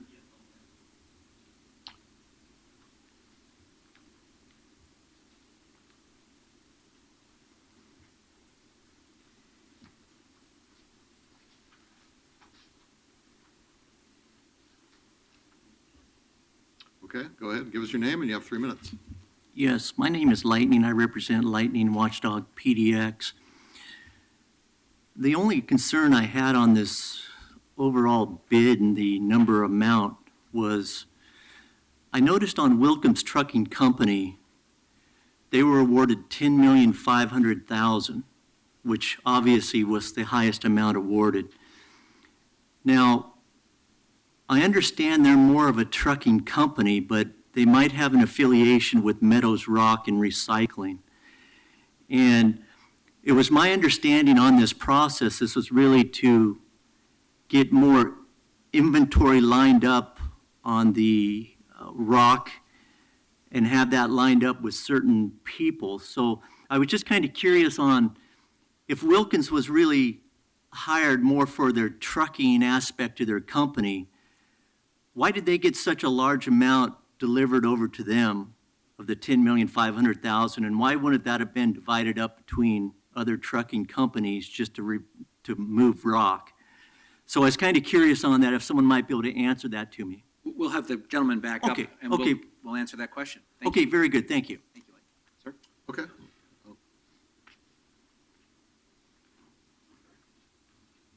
Good morning, Ty Kovacs, Portland Water Bureau.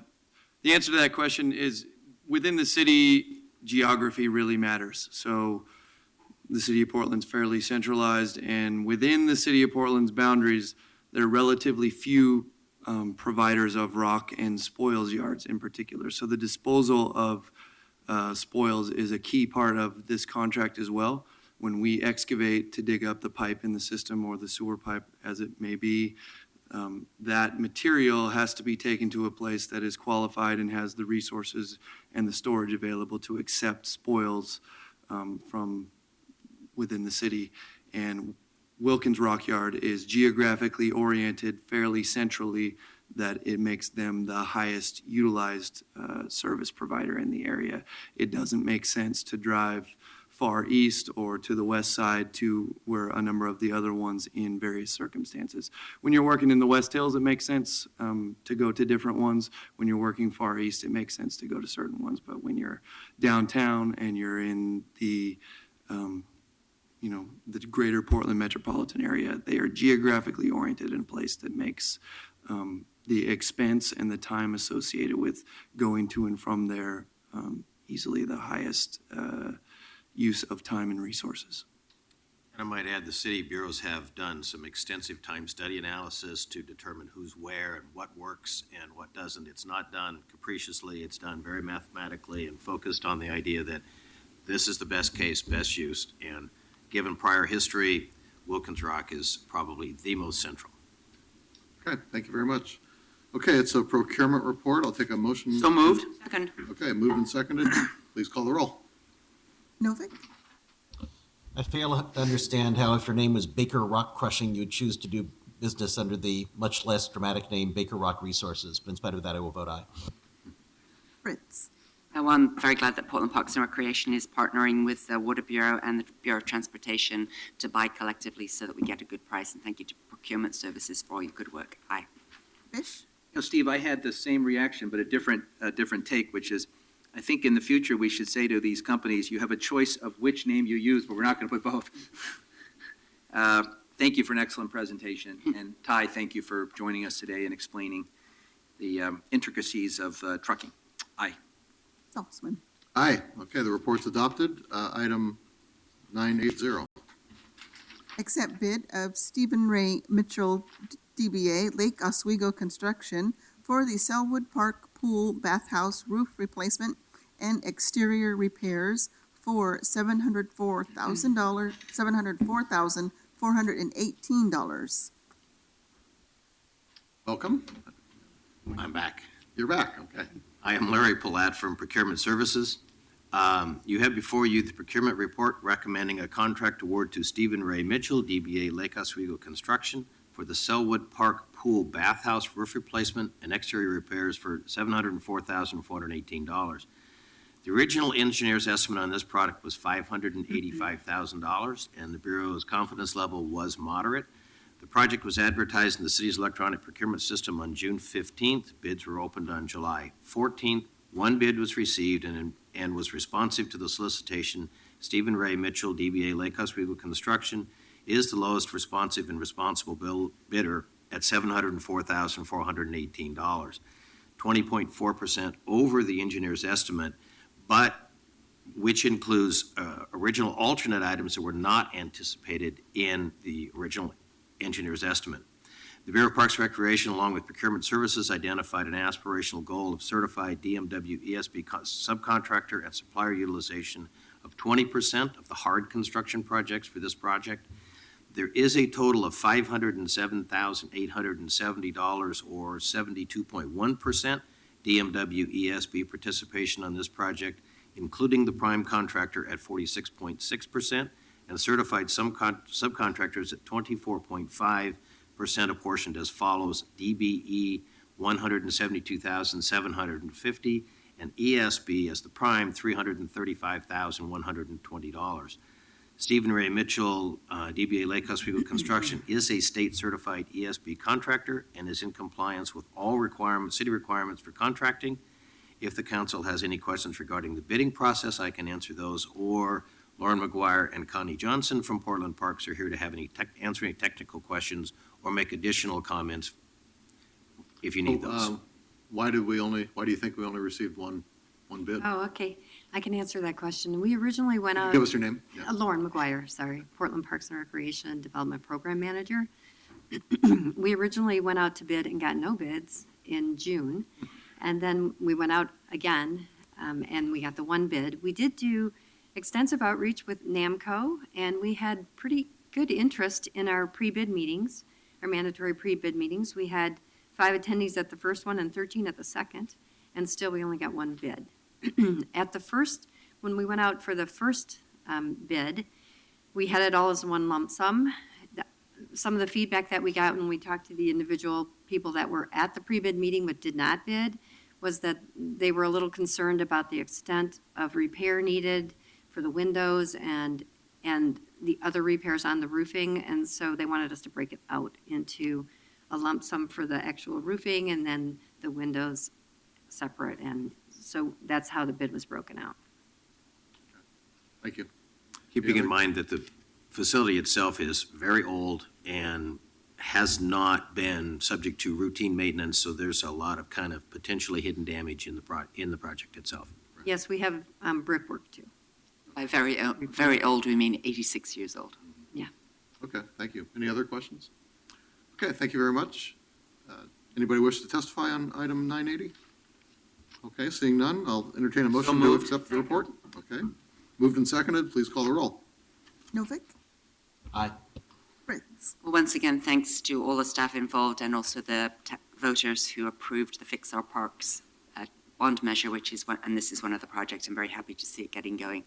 Very much needed. Aye. Fish? I note that the roof is 86 years old, so it's even older than some of our problem pipes in our water and sewer system. So it needs to be replaced. Thank you, Commissioner Fritz, and your team for your good work. Aye. Saltzman? Aye. Okay, the report's adopted. 981, please. Thank you. Accept bid of Stellar J Corporation for the Fano Basin Pressure Line System Upgrade for $996,669. Okay, Mr. Palat, you gonna take this one too? I got this one too. Good morning, I'm Larry Palat, Procurement Services. You have before you the procurement report recommending a contract award to Stellar J Corporation for the Fano Basin Pressure Line System Upgrade for $996,669. The engineer's estimate on this product was $1,173,000, and the Bureau's confidence level was high. On February 3, 2016, Council approved ordinance number 187572 for procurement services to competitively solicit the Fano Basin Pressure Line System Upgrade. The project was advertised on the city's electronic procurement system on May 23rd, and bids were opened on June 16th. 4 bids were received in response to the solicitation, and the Stellar J Corporation little dry mouth, I'm sorry. Stellar J Corporation is the lowest responsive and responsible bidder at $996,669, which is 17.5% under the engineer's estimate. The Bureau of Environmental Services, along with Procurement Services, identified an aspirational goal for a certified DMW ESB subcontractor and supplier utilization of 20% of the hard construction cost for this project. There is a total of $39,700 or 4% of DMW ESB participation on this project, including certified subcontractors apportioned as follows: to a DBE $32,200 in trucking and landscaping, to a WBE $7,500 for asphalt paving. Stellar J Corporation is located in Woodland, Washington, and is not a state-certified DMW ESB contractor. They do have a current City of Portland business tax registration, they're an EEO certification, and they are in full compliance with the Equal Benefits Program. If the council has any questions regarding the bid process, I can answer those, or, there we go. Dan Hebert is from BES is here, and Cheryl Subasic, I hope I got that name right, from Stellar J is here to answer technical questions about the project. Well, let me kick it off, because it's wonderful that we're 17.5% below the estimate. That's good news. And in this current environment, it's rare because of the intense competition. On the other hand, our equity and opportunity numbers are quite low. I would say almost anemic. And this is not a state-certified MWESB contractor. So can we do better, or is there some particular reason why these numbers are so low? Stellar J here. There we go. These are from the contractor themselves. Welcome. If you could Perhaps just can have some additional just give us your insight. name. And then, My name is Jeff Carlson, General Manager at Stellar J. And I'm Cheryl Sabasic. I'm the Chief Financial Officer. Well, I can speak to the low level of participation on this project. The total contract is $996,000. We solicited a significant amount of MWD ESP firms on this project. We're performing, self-performing, all but $50,000 worth of work, and we are effectively subcontracting out to certified firms 78% of the work that we're intending to subcontract. Of the other $11,000 roughly of work that we intend to subcontract would be to electrical, and we received no bids after soliciting 31 electrical certified firms. And although I would like to say and commit to you that I can find an electrician who is certified to do this scope of work, I can't at this time saying that we'll be able to do that. I wouldn't be comfortable telling you I'm going to do something and not be able to do it. But we feel that we only solicited MW ESP firms for the scopes that we intend to subcontract. The scope of this project is to remove and replace some T's that were in this line that are leaking. It has a large material purchase on this project. There's a lot of equipment use that we own, and we're self-performing the excavation of the contract. So although there is very low participation on this project, we're actively aware of the participation goals that are set forth, and we're doing our best to comply with those requirements and subcontract in the associated manner. thank you very much. Thank you. Any other further questions? Okay. Well, thank you for being here, too. We appreciate it. Okay, we'll see if anybody wants to testify on item 981. Okay, I don't see anybody, so I'll entertain a motion to adopt the So moved. report. Second. Moved and seconded. Please call the roll. Novick? Stellar's Jays are regular visitors to my backyard, so I felt like I'm voting to accept a contract with a neighbor. Aye. Fritz? Aye. Fish? Aye. Saltzman? Aye. Okay, the report's adopted. Item 982.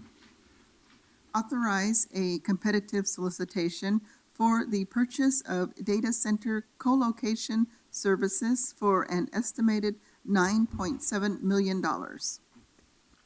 Welcome. If you could give us your name and Good morning. My name is Carolyn Glass. I'm with BTS. We're here today seeking authorization to release an RFP for the Data Center Move project, which will move our primary data center computer equipment from the Portland building to a local vendor-managed facility to be selected through this RFP process. This project will also provide as a disaster recovery location outside of the region, managed by the selected vendor, that will provide a home for city data and critical city systems. Once we receive authorization, our next step is to issue the RFP later this week, with responses due by the end of September. These responses will provide clarity on the one-time and recurring costs we can expect to pay, and allow us to provide our Bureau partners more information regarding the costs of future disaster recovery options. Releasing the RFP this week will align with the Portland Building Reconstruction Project timeline so that city computer equipment is moved before heavy construction begins in the fourth quarter of 2017. We expect to complete the proposal evaluation and return to council with a recommendation to award in the fall. Due to the complexity of this project, this will fall under TOC for oversight. I'm happy to answer any questions you may have. questions?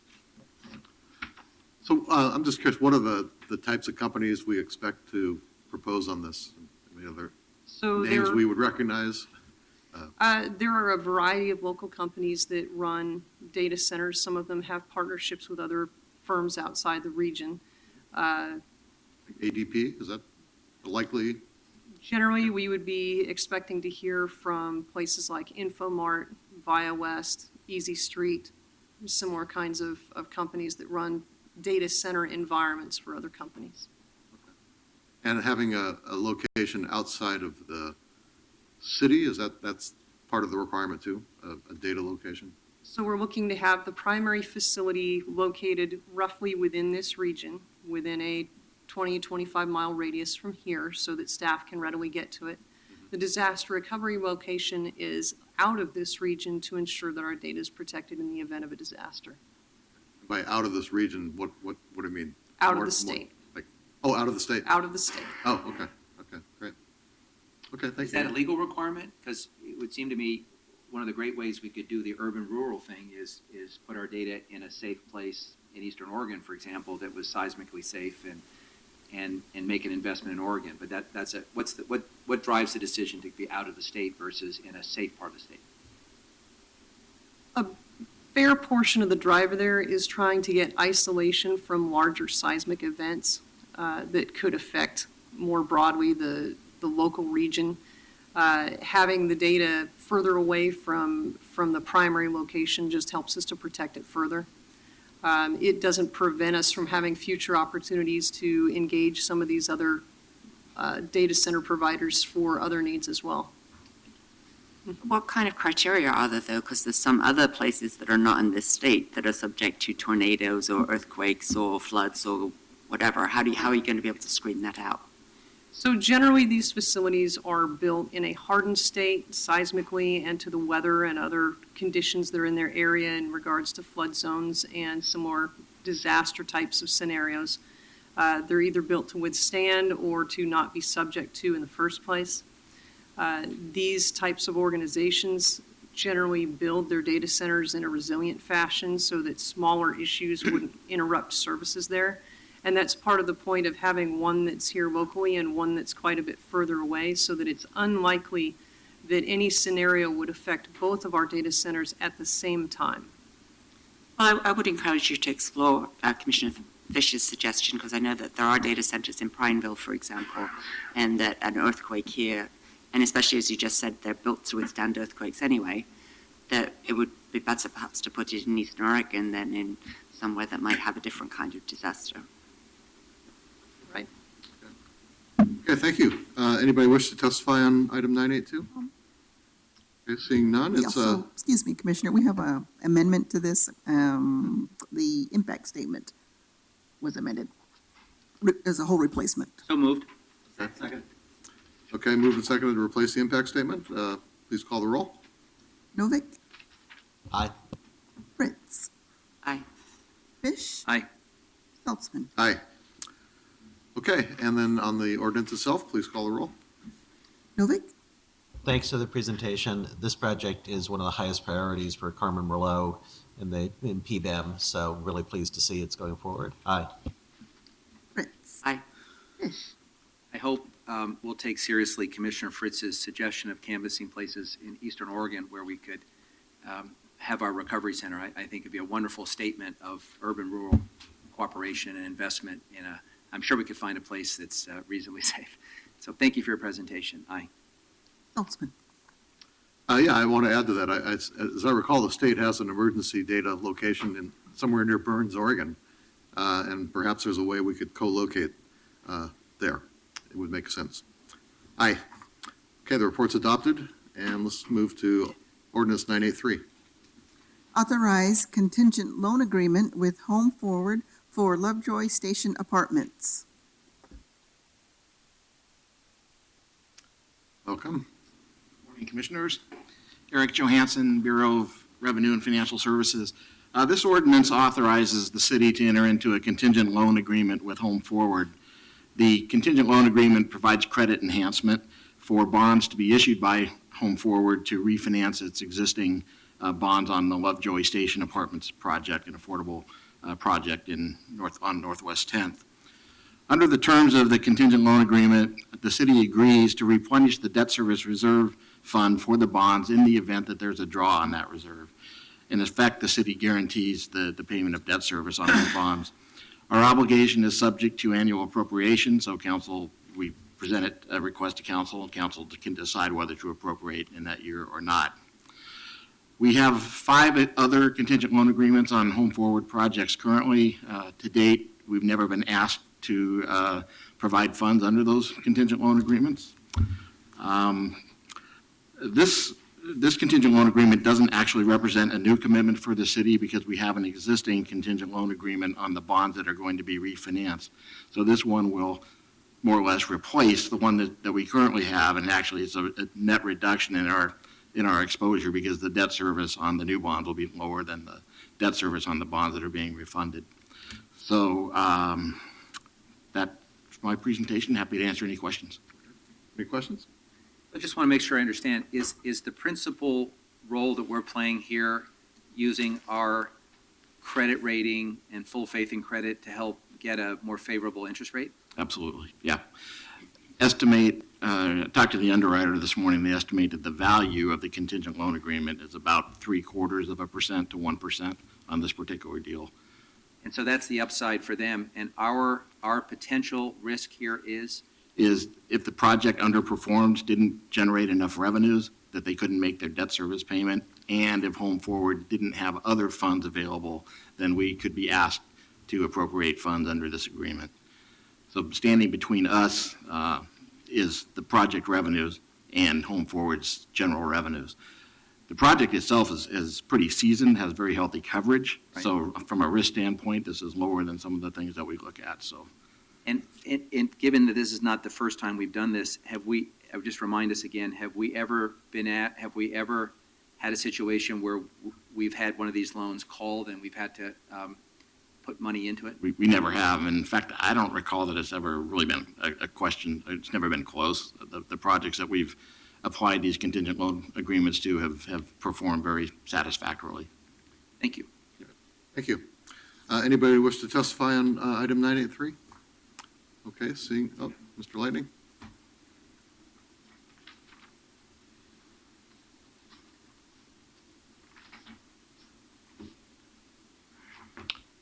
Just give us your name, and you have 3 minutes. My name is Lightning. I represent Lightning Watchdog PDX. Now, it's also my understanding on this agreement that the property cannot be sold, if I am correct. But also,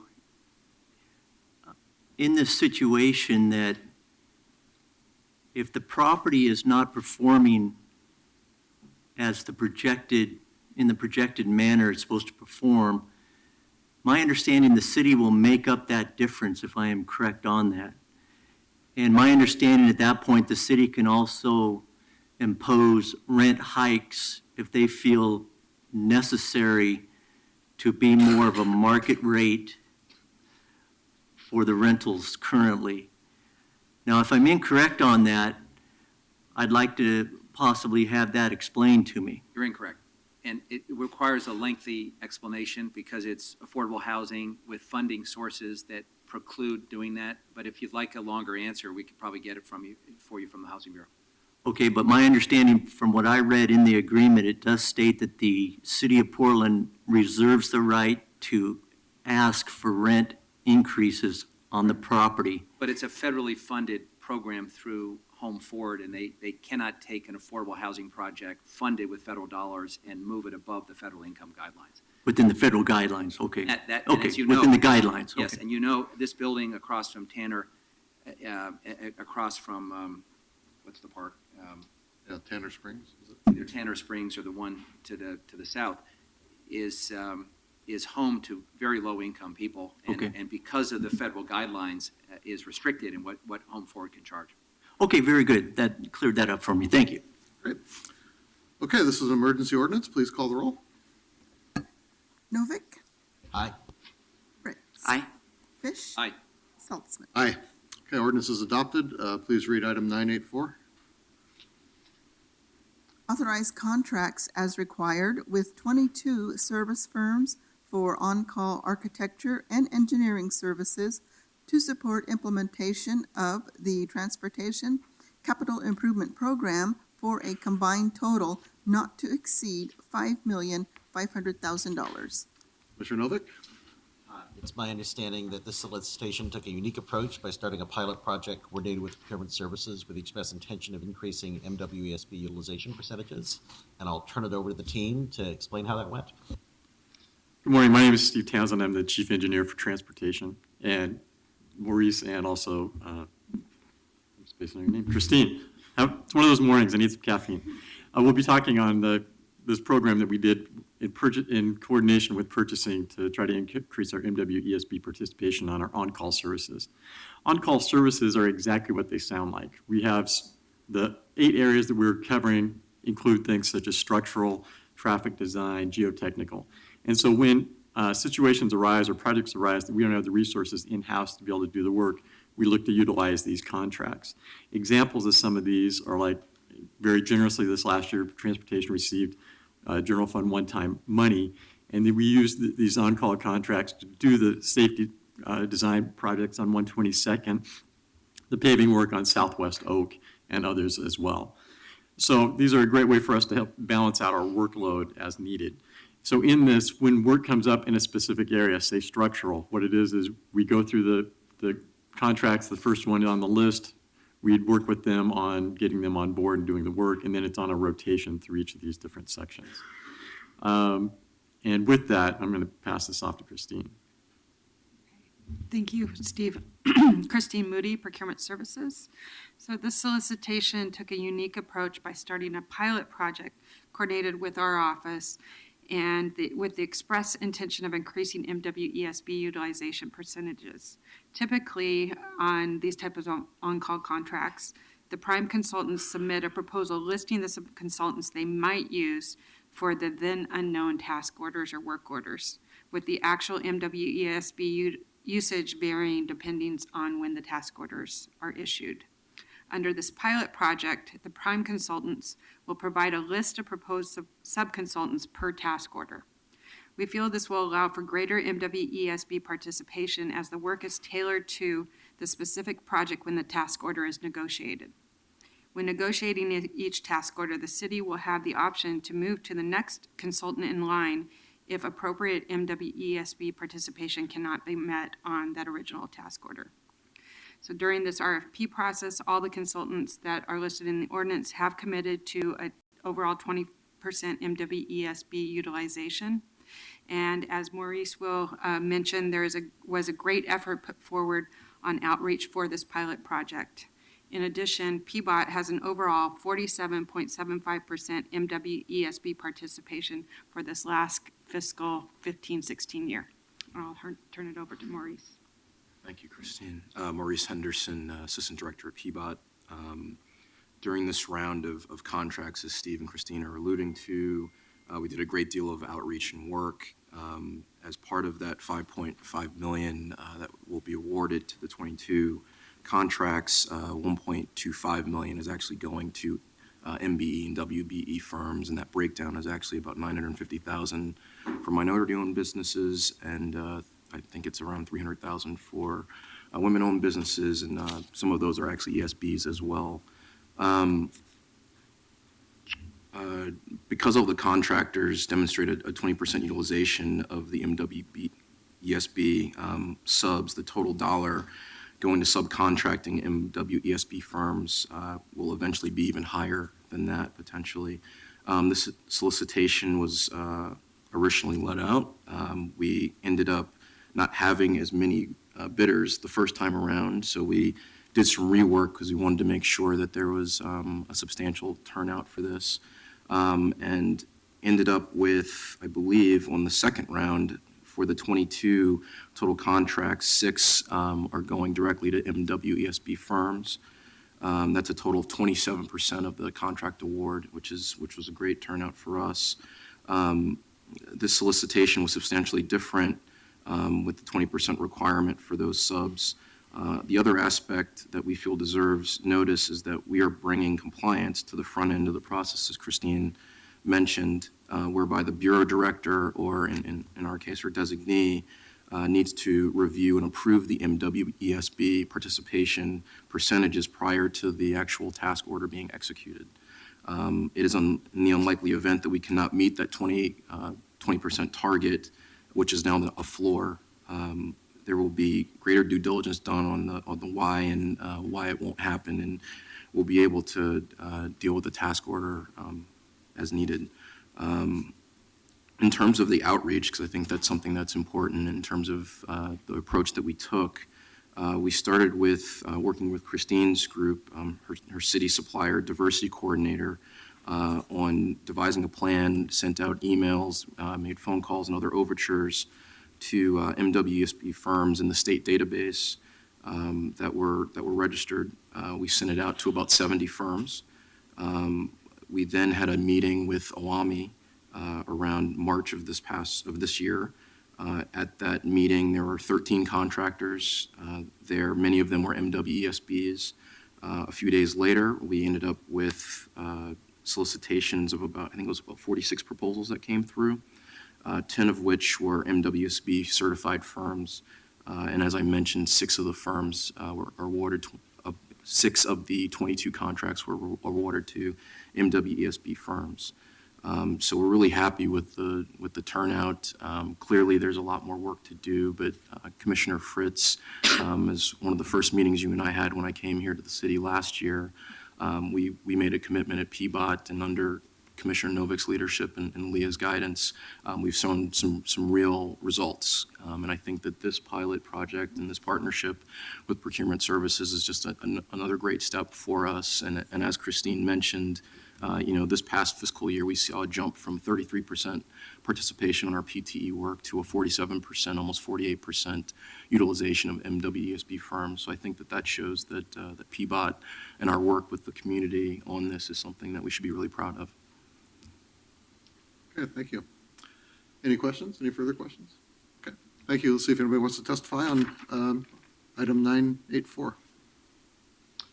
Okay, seeing none, it's an emergency ordinance. Please call the roll. Novick? Really appreciate all the work by Steve and Christine and Maurice and Alyssa and the whole team on this, and I really appreciate Commissioner Fritz for spurring us on to do a better job of getting higher MWSB utilization. So thank you. Aye. Fritz? This is an example of the council as a whole and individually as administrators of our bureaus have been encouraging staff to try some innovative things to increase the participation. And I'm very, very pleased that everyone from Commissioner Novik on through Director Treat and Maurice and all of you have done just a great brainstorming of how can we increase our minority women and emerging small business participation in some very large contracts. So thank you very, very much for doing this, and it's hopefully going to be an example of how we can spread this to other bureaus, and I'm going to be, I'm sure I'm going to be very happy about the outcome. Thank you. Aye.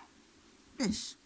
I think I speak for all my colleagues when I say that when we originally planned this hearing, we came with deep skepticism, a string of tough questions, and a lot of reservations about this initiative.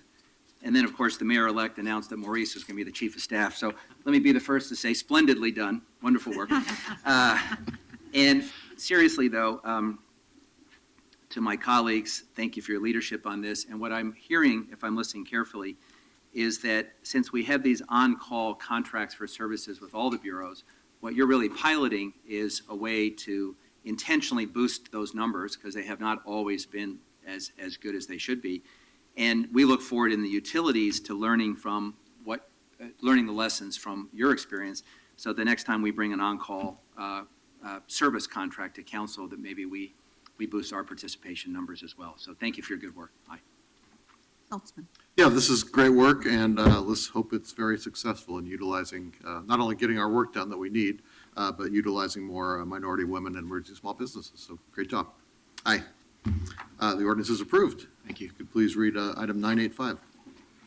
Approve scope changes to the Northeast Cooch Court Local Improvement District to limit Northeast Cooch Court to bicycle, pedestrian, and emergency vehicle access and adjust pending lien amounts. Mr. Abbey? Take it away. Morning, Commissioner Saltzman, Andrew Abbey, Local Improvement District Administrator. Carla, could I utilize your help in just switching over to the correct presentation? So today's hearing is being held under the auspices of Section 17.08.080 of City Code. This is a major scope change hearing, and when the PowerPoint is up, I'll walk you through it. I do want to let the council know that we did do a series of notifications for scope change hearing on August 24th. When we lost our council quorum on August 24th, we notified all the property owners for the hearing today. and also extended the remonstrance deadline by 1 week. We did not receive any remonstrances against the scope changes. So with that, I'll just move on to the presentation. My group manager, Art Pierce, had intended to join us today, but he had to leave early and sends his regrets. So here's a diagram of what Northeast Cooch Court, where Northeast Cooch Court is. It's between Northeast Cooch Street, Northeast 3rd Avenue. If you look at the orange lines on the map, they highlight where the new Northeast the new Northeast Cooch Court will be built. Those are the approximate curb lines of the new street. And as you can see, the configuration of the streets in the area is mostly perpendicular, but Cooch Court will be at an offset angle. And in the course of doing the traffic engineering for the project, we had originally planned for this to be a vehicle street. And in the final course of traffic engineering, the city traffic engineer had determined that the street should be one-way eastbound. In talking to the property owners participating in the LID, they expressed a desire that the street be converted from, instead of being one-way eastbound for vehicles, that we instead make it a bike-only street. And so we're bringing this ordinance to you for your approval for that major scope change since the LID has already been formed.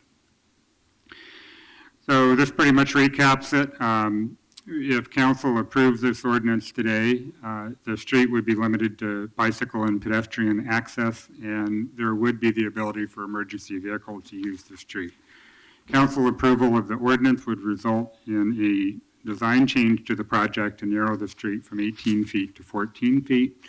That also introduces the opportunity to make some transition improvements on Northeast Cooch Court, where we can elevate the bike lane and make it safer for pedestrians and for bicyclists, and I'll have more on that in a moment. So the inspiration behind this scope change for Northeast Cooch Court was a field trip that I and several of my PBOT colleagues made to Seattle in May. We looked at Blanchard Street in Seattle, and we saw a separated bike facility on Blanchard Street that was separated from vehicle traffic, and we were very impressed with it. So when the conversation arose with the property owners on Northeast Cooch Court, we thought this would be a great opportunity to make the first truly car-free street in Portland. So here's a schematic drawing of what we'd be looking at here. You can see that with the narrow street, it gives us the opportunity to introduce a real plaza-like feel to the properties abutting Northeast Cooch Court.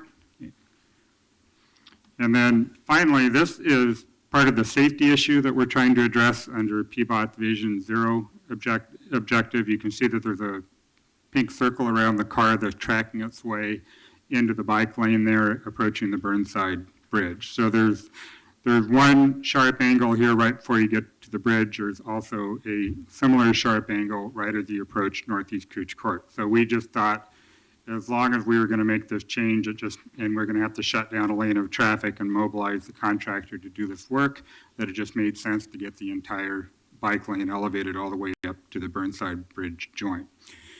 So I have a package of minor amendments that I've passed out to Carla, and those amendments would add an emergency clause and also update this ordinance to reflect that we extended the remonstrance deadline and also postponed the hearing for 1 week. So I'm asking council this morning to approve the amendment, to add the emergency clause, and to approve the scope change ordinance. Do you want us to put the amendment on the table first?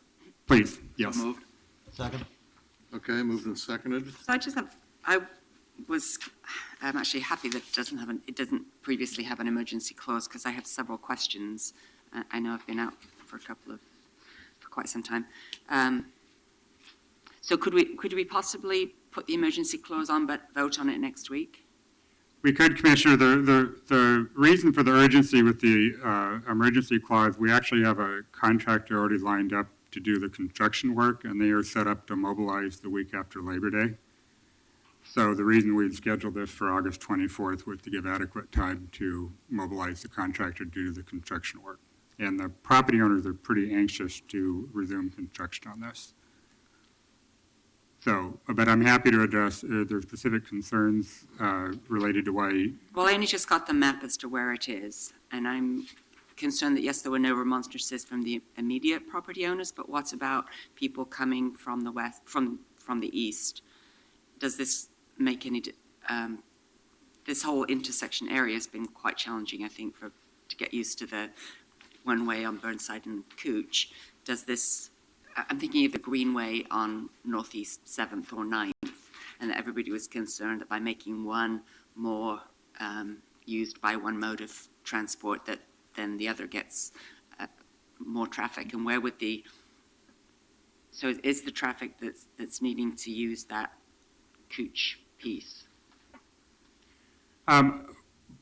There's a couple of factors considered here, Commissioner. This is an extremely challenging area to be doing construction work in terms of laying all these streets out so they operate safely. We certainly had quite a few conversations with the city traffic engineer on what would be safe here.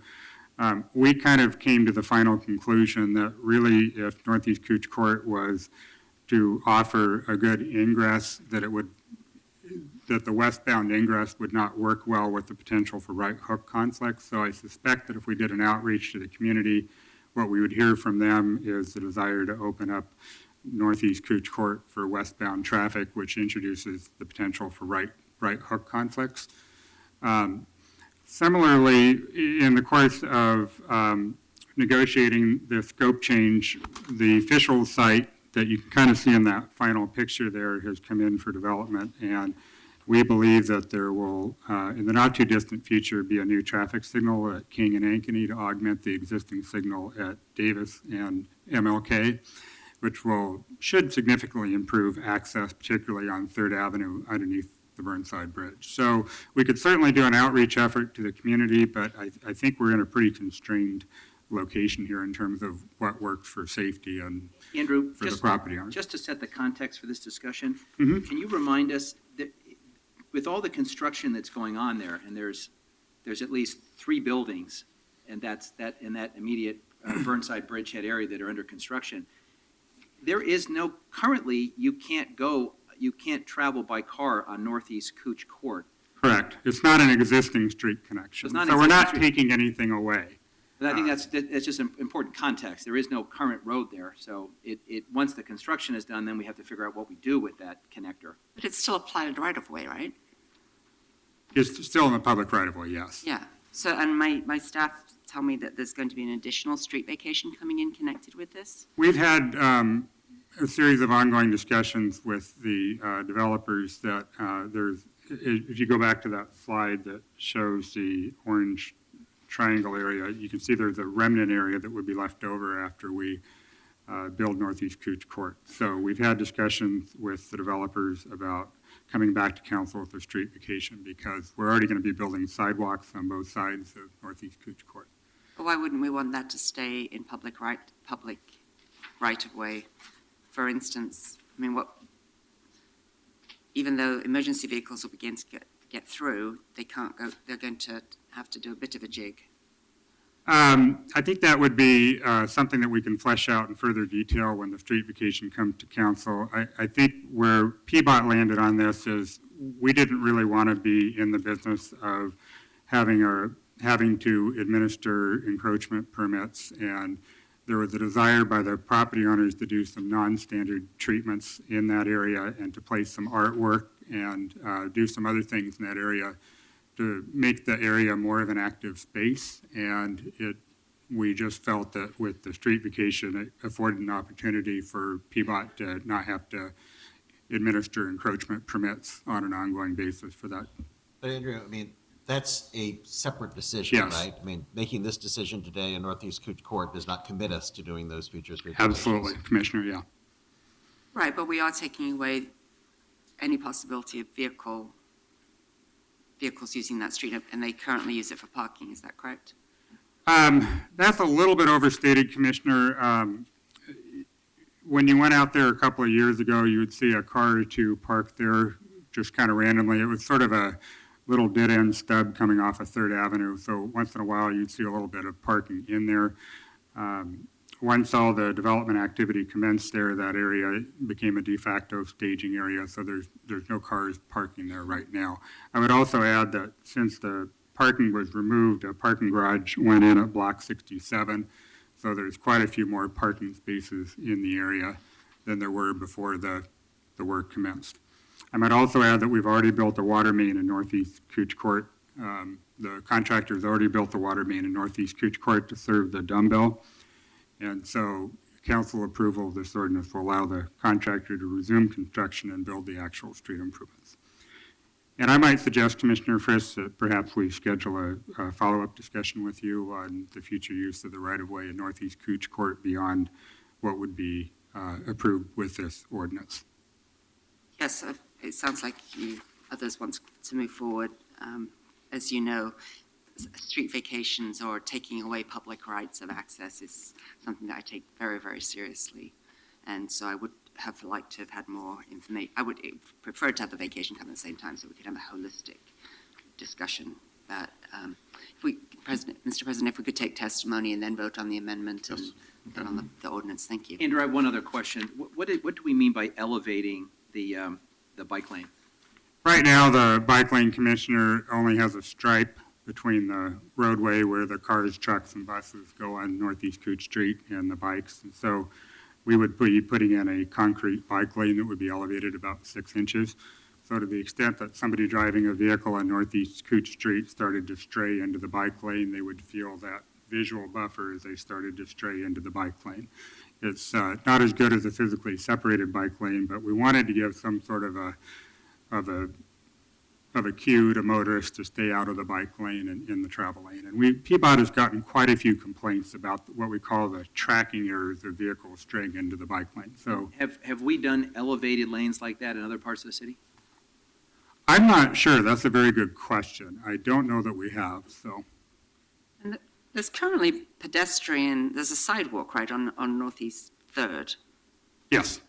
So is there potentially a pedestrian bike conflict if the bike is whizzing around the corner and maybe doesn't stop or slow down to see the pedestrian on 3rd? My recollection, Commissioner, your point is very well taken because Northeast Cooch Court is downhill westbound, but my recollection is that there will be a stop sign at 3rd and Cooch to stop the downhill bike traffic coming down to 3rd Avenue. And that would be before the sidewalk rather than at the curb? Yes. Commissioner Novick, can I ask you a question? We have some successful examples like on our newest bridge and some other places where we've put pedestrian and bikes together and we just striped them. Is there an argument here if you're going to elevate the bike lane just to extend the sidewalk and do the same thing? That's a good question. It seems like this is sort of a first cousin of what we've done elsewhere where we've incorporated both and striped them. I'm just curious if this is a half measure or whether there are other legal issues of extending the sidewalk that make this a better outcome? I don't know. Commissioner Fish, just to clarify, are you referring to Cooch Street or Cooch Court? I'm referring to Cooch Street. Because we already have a sidewalk on Cooch Street, and then we have a bike lane in the street area. But I'm just going off that you're proposing to elevate the bike lane on Cooch Street. Right, but it would not be to the full height of the sidewalk. Right, and the question I was posing. Sidewalk is elevated.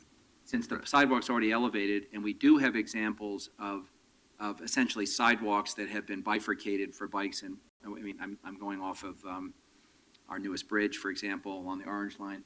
I'm just curious, is that an option, or has this been chosen for another reason?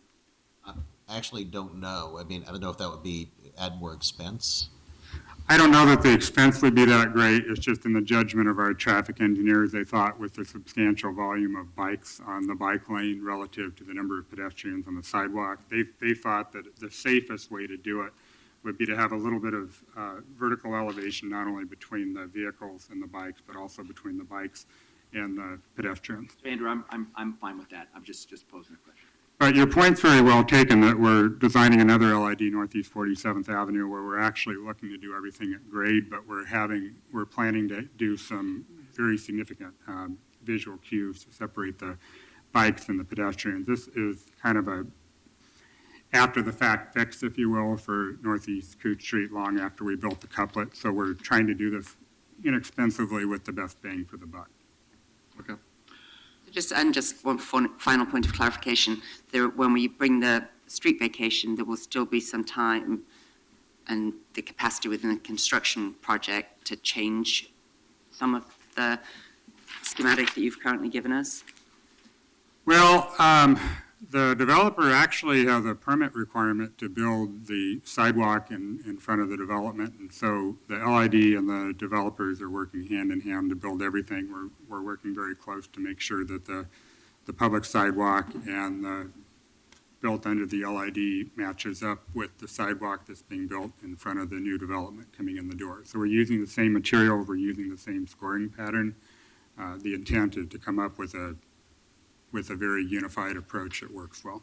And is this schematic accurate for Northeast Third, that the sidewalk is tight with the building, there's no planter strip? We're not planning to do a planning strip in this area, just due to the high volume of pedestrian activity we're expecting in the area. Except that we will have a few surface level planting close to Northeast Cooch Court. I guess that's another piece that I'd like discussion maybe with development services staff as to what, or transportation right-of-way staff as to why that building's been approved without the standard pedestrian environment.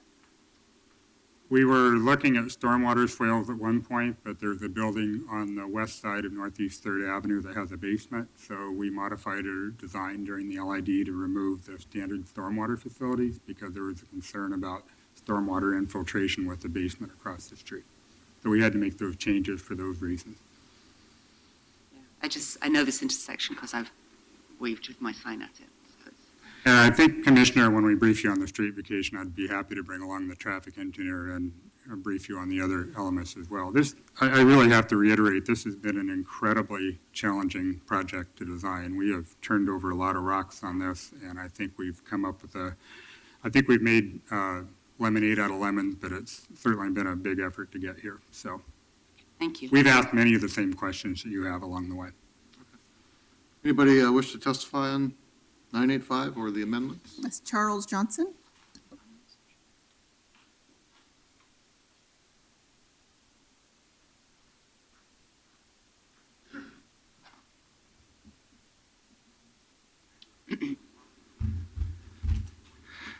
Good morning, Commissioners. Again, for the record, my name is Charles Johnson, and I have to say that it was a little bit disappointing that so many words were exchanged, and only once did we hear the word dumbbell. And we never heard guerrilla development and FFA architecture. So, people familiar with the neighborhood, skate park access, whatever, have a better idea what we're talking about. But we're talking about giving a lot of attention to people who are going to pay very high rents, plus whatever ordinary citizen pedestrian traffic we have there. So I hope that this meeting will happen. I would actually encourage Commissioner Fritz and the planning people to actually talk about it at the location. Hopefully it won't be a rainy day or an umbrella day, but that might actually be better than sitting here and looking through a 10-page PDF of plans. But there's a lot of talk about equity at this council. And so one of my visions of equity that a lot of people in my income bracket might share is that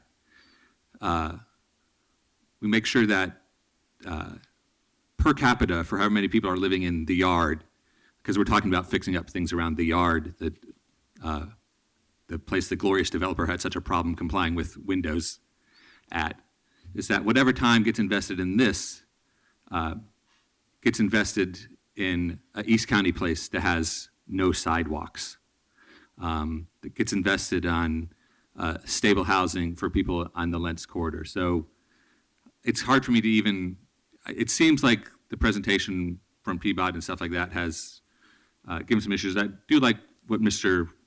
Fish asked about same level elevation for bikes or pedestrians or not. I think that one of the things that's been present in our conversation is that sometimes pedestrians feel a reduced level of safety in the presence of bicycles. And so that if the plan is for the pedestrians to be up on a couple inch curb so that only the adventurous homicidal bicyclists that like to hop curbs, that have that skill, can come up and get among the people, that sounds beautiful. So, I don't know exactly whether that's bike traffic coming off the Esplanade, where we're thinking there's going to be a lot of bike traffic down below Burnside as opposed to up. But it's hard to give you a cut in stone, like yay, nay on this, but I do want you to just have the broader context of mindfulness of, we're talking about investing all this time and discussion is about what we're going to do around a building that has, I think, 0 subsidized low-income units, and screw them. Why don't we plan a micro-village with some tiny houses and tents right there? Thank you. Just point out, the Yard has 20% of its units dedicated to those earning 60% of median family income or less. Thank you very much. Mr. West. Yes, my name is Robert West. I'm with From the Police 911. There's a couple concerns I have. One concern is the traffic that goes down Cooch and onto the Burnside Bridge. Is that going to be messed with, so there will be no westbound traffic? No impact on that existing couplet. Okay, and the other concern I have is if you got the street here, and you got a bicycle lane here, and you got a pedestrian walk here, the question is safety as far as the bicycles go. What's going to be if someone doesn't know the route or something? What stops them from going into the street? The other concern that I have is that, say you have someone that rides their bike at 3 miles an hour, and is there going to be a traffic jam of bicycles where they're going to want to get onto the pedestrian area and ride? That's another concern that I have. And so it's easy to sit there and say, well, okay, we'll do this, but the question is, long-term, how's that going to affect everyone else? If I'm riding a bicycle and I ride at 15 miles an hour, I'm not going to want to ride at 2 miles an hour, but someone that can only ride the bicycle at 2 miles an hour, if they're in front of me and I can't get around them, except to go into the street or climb up on the pedestrian area, that can pose a problem to bicyclists who want to get to work. You're running late, and all of a sudden you're behind someone that's going 2 miles an hour, or some guy taking his kids out for a ride across a bridge. And that's one thing that I don't know if you guys noticed or not, or if that was even considered. And so I wanted to bring that up too, the safety issues, people trying to get around people, the cars, because you're talking 3 different elevations. If a bicyclist turns the corner too sharp and winds up on the pedestrian spot, or if he doesn't turn sharp enough and winds up in the street,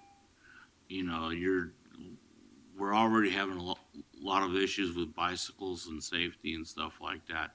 I don't want to see any bicycle fatalities, and I also don't want to see bicyclists all upset because they're getting to work late because they can't get around people that ride slower.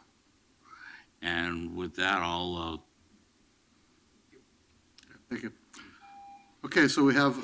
Could I just, I'm sorry about this. I know I'm trying to catch up. Could I just ask one more question of staff?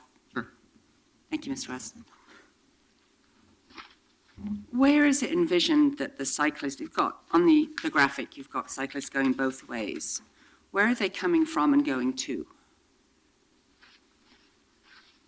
I'm out here.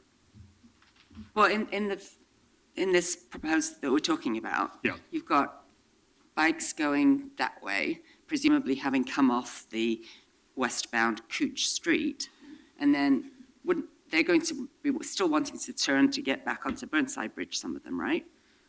So any bicyclists coming westbound on Cooch Street would just continue on the elevated bike lane to the Burnside Bridge. And if I just may briefly address the last gentleman's comments, is precisely because we don't want bicyclists weaving into a lane of traffic that we wanted to have the elevated bike lane so that they're not weaving into traffic and risking a conflict.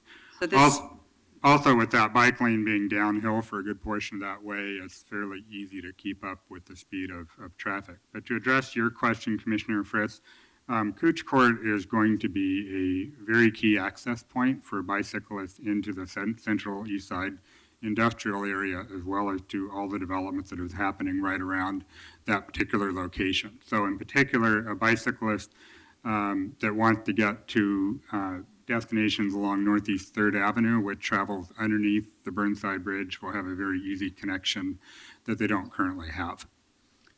So that explains the bike traffic going that way. Where is the bike traffic going east coming from? It's kind of the reverse flow, Commissioner. So if there's trips originating either at the Burnside Bridgehead development or along Northeast 3rd Avenue, it provides a very easy way for bicyclists to get onto Northeast Cooch Street to get to the points at the west side of the river. So there's a lot of jobs and other trip generators in the CEIC area that will be well served by this new connection. But Cooch Street is there currently an eastbound on Cooch Street for cyclists? There's an eastbound on Burnside Street. Right, so an eastbound person or cyclist is going here, and then starts to come down here to get onto Burnside. Yeah, an eastbound cyclist that wanted to get to points east of the Burnside Bridgehead would not likely use Northeast Cooch Court for that connection. Northeast Cooch Court will primarily be a way for those cyclists to get to the west side of the river. So if I vote for this today, and I know that you want me to, is there any possibility of changing some of this division? I mean, or could we vote in concept that it's going to not have cars or only emergency vehicles, and still have the opportunity to make some comments on the pedestrian and cyclist arrangement? If council approved this ordinance today, I think what we could arrange is the contractor is going to start the construction work the week following Labor Day if you approve this ordinance, but I think we could schedule a briefing in short order to explain the rationale for the design. If for sake of argument we were to make a change, then what I would suggest is that we further elevate the bike lane at a grade level equal to the sidewalk. And again, I think there's reasons not to do that, but I think we could certainly have that conversation. That would be, my sense is that would be a relatively easy change to make from a civil perspective. Whether it makes sense from a traffic perspective is another question, but I'd be more than happy to follow up with you on that discussion. I greatly respect your expertise, and so I'll vote for both the emergency and for this, with the acknowledgement that there could be some further conversation about how that space is used, and it will have that conversation when the street vacation comes. Thank you very much, Commissioner. I really appreciate your confidence. Okay, great. So we have the amendments in front of us. They've been moved and seconded, so if you could call the roll on the amendments, Carla? Novick? Thank you, Andrew. Aye. Fritz? Aye. Fish? Aye. Saltzman? Aye. Okay, so the amendments, now the ordinance with the emergency clause added is in front of us. Please call the roll. Novick? Aye. Fritz? Colleagues, I appreciate your indulgence. Obviously, this is an area where we want to be sure we get it right for all modes of traffic and make it much safer for everybody. So I appreciate the conversation. Aye. Fish? Good discussion. Thank you, Andrew. Look forward to seeing you at the Bluff. Aye. Saltzman? Thank you, Mr. Abbey, for your, as usual, your outstanding presentation and answering all the questions. Aye. Thank you. Okay, let's move to item 986. Amend fee schedule for the Office of Neighborhood Involvement Noise Control Program. Oh, Commissioner Fritz. Thank you. So in our increasingly dense city, where development continues to boom, as we just had that discussion, the Office of Neighborhood Involvement's noise program is in high demand. The noise staff balance community complaints with a growing number of requests for noise variances for construction and community events. Though the number of variance requests has gone up 18% in the last 3 years, the noise program has not raised its fees since the 14-15 fiscal year. These proposed fee increases will help support the existing 3.5 full-time equivalents that staff the noise office with some short-term support. In the longer term, I am looking to move the noise program into a fully cost recovery model in the coming years, but it would be much too great of a jump to go from what we currently charge to full cost recovery in one go. And so we've heard feedback from Development Review Advisory Committee and from the Noise Board that we should do a modest increase and continue having the discussions, having the staff track their time so that we can come back next year with a more fully cost recovery program. And Paul Van Orden, the wonderful noise officer, is here to explain the project. How you doing, members of council? Paul Van Orden, the city's noise control officer. So just a little bit of background, especially for the members of the public who might be watching this. We did undertake an initial examination of a pretty big change in our proposal for noise variance fees. So you may have heard from the public on that particular proposal, which is not what's before us. So there was some concern about those fees, and what we did with that particular proposal is put that aside. And what we have before us today is just a 15% across the board proposal. The past proposal had some changes between different categories. And so the project we have before us is 15% across the board.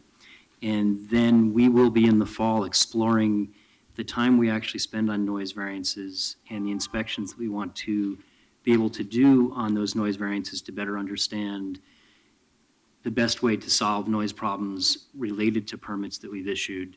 And so at that point, we may be back to City Council with a lot more details on how much time we're spending on noise variances and how much time we would like to spend on noise variances and exploring what that would take to get us to a better cost recovery model. So the project before us really gets us back to a closer parity with where we would be at now if we had our normal 5% increase that we have each year. And then there's about a 4.75 increase above that since we haven't increased in two time periods. So the fees that you see before you are pretty close to where we would be at this point if we had just had our normal 5% increase that we would enact each fiscal year. The main note is that the increase helps us to maintain a OSS2, an office support specialist position that we have currently, and that has been most helpful this summer. We have had quite an increase in workload relative to construction complaints, and just with the growing density of the city, even just for the basic stereo and music-related complaints that are a giant part of our program. So this really puts us in a position where it helps to stabilize keeping that person on board while we explore how we can get to a greater cost recovery model for the noise program. Then I just wanted to mention that in the process of moving to this 15% increase, we went before the city's noise review board. They were most definitely supportive of the proposal, and the Development Review Advisory Committee at BDS also took a look at this, and they had a couple of points that they laid out for us that we're going to explore as we look at any more significant increases in the future. So I think we're in a good position that we have community support from DRAC, and support from the Noise Review Board in moving forward with this particular increase. Okay, thank you. Let's see if anybody wishes to testify on item 986. Yes, we have a lady who wants to talk. Okay. Go ahead and have a seat, Paul. Anybody else? Okay. If you could just give us your name, and you have 3 minutes.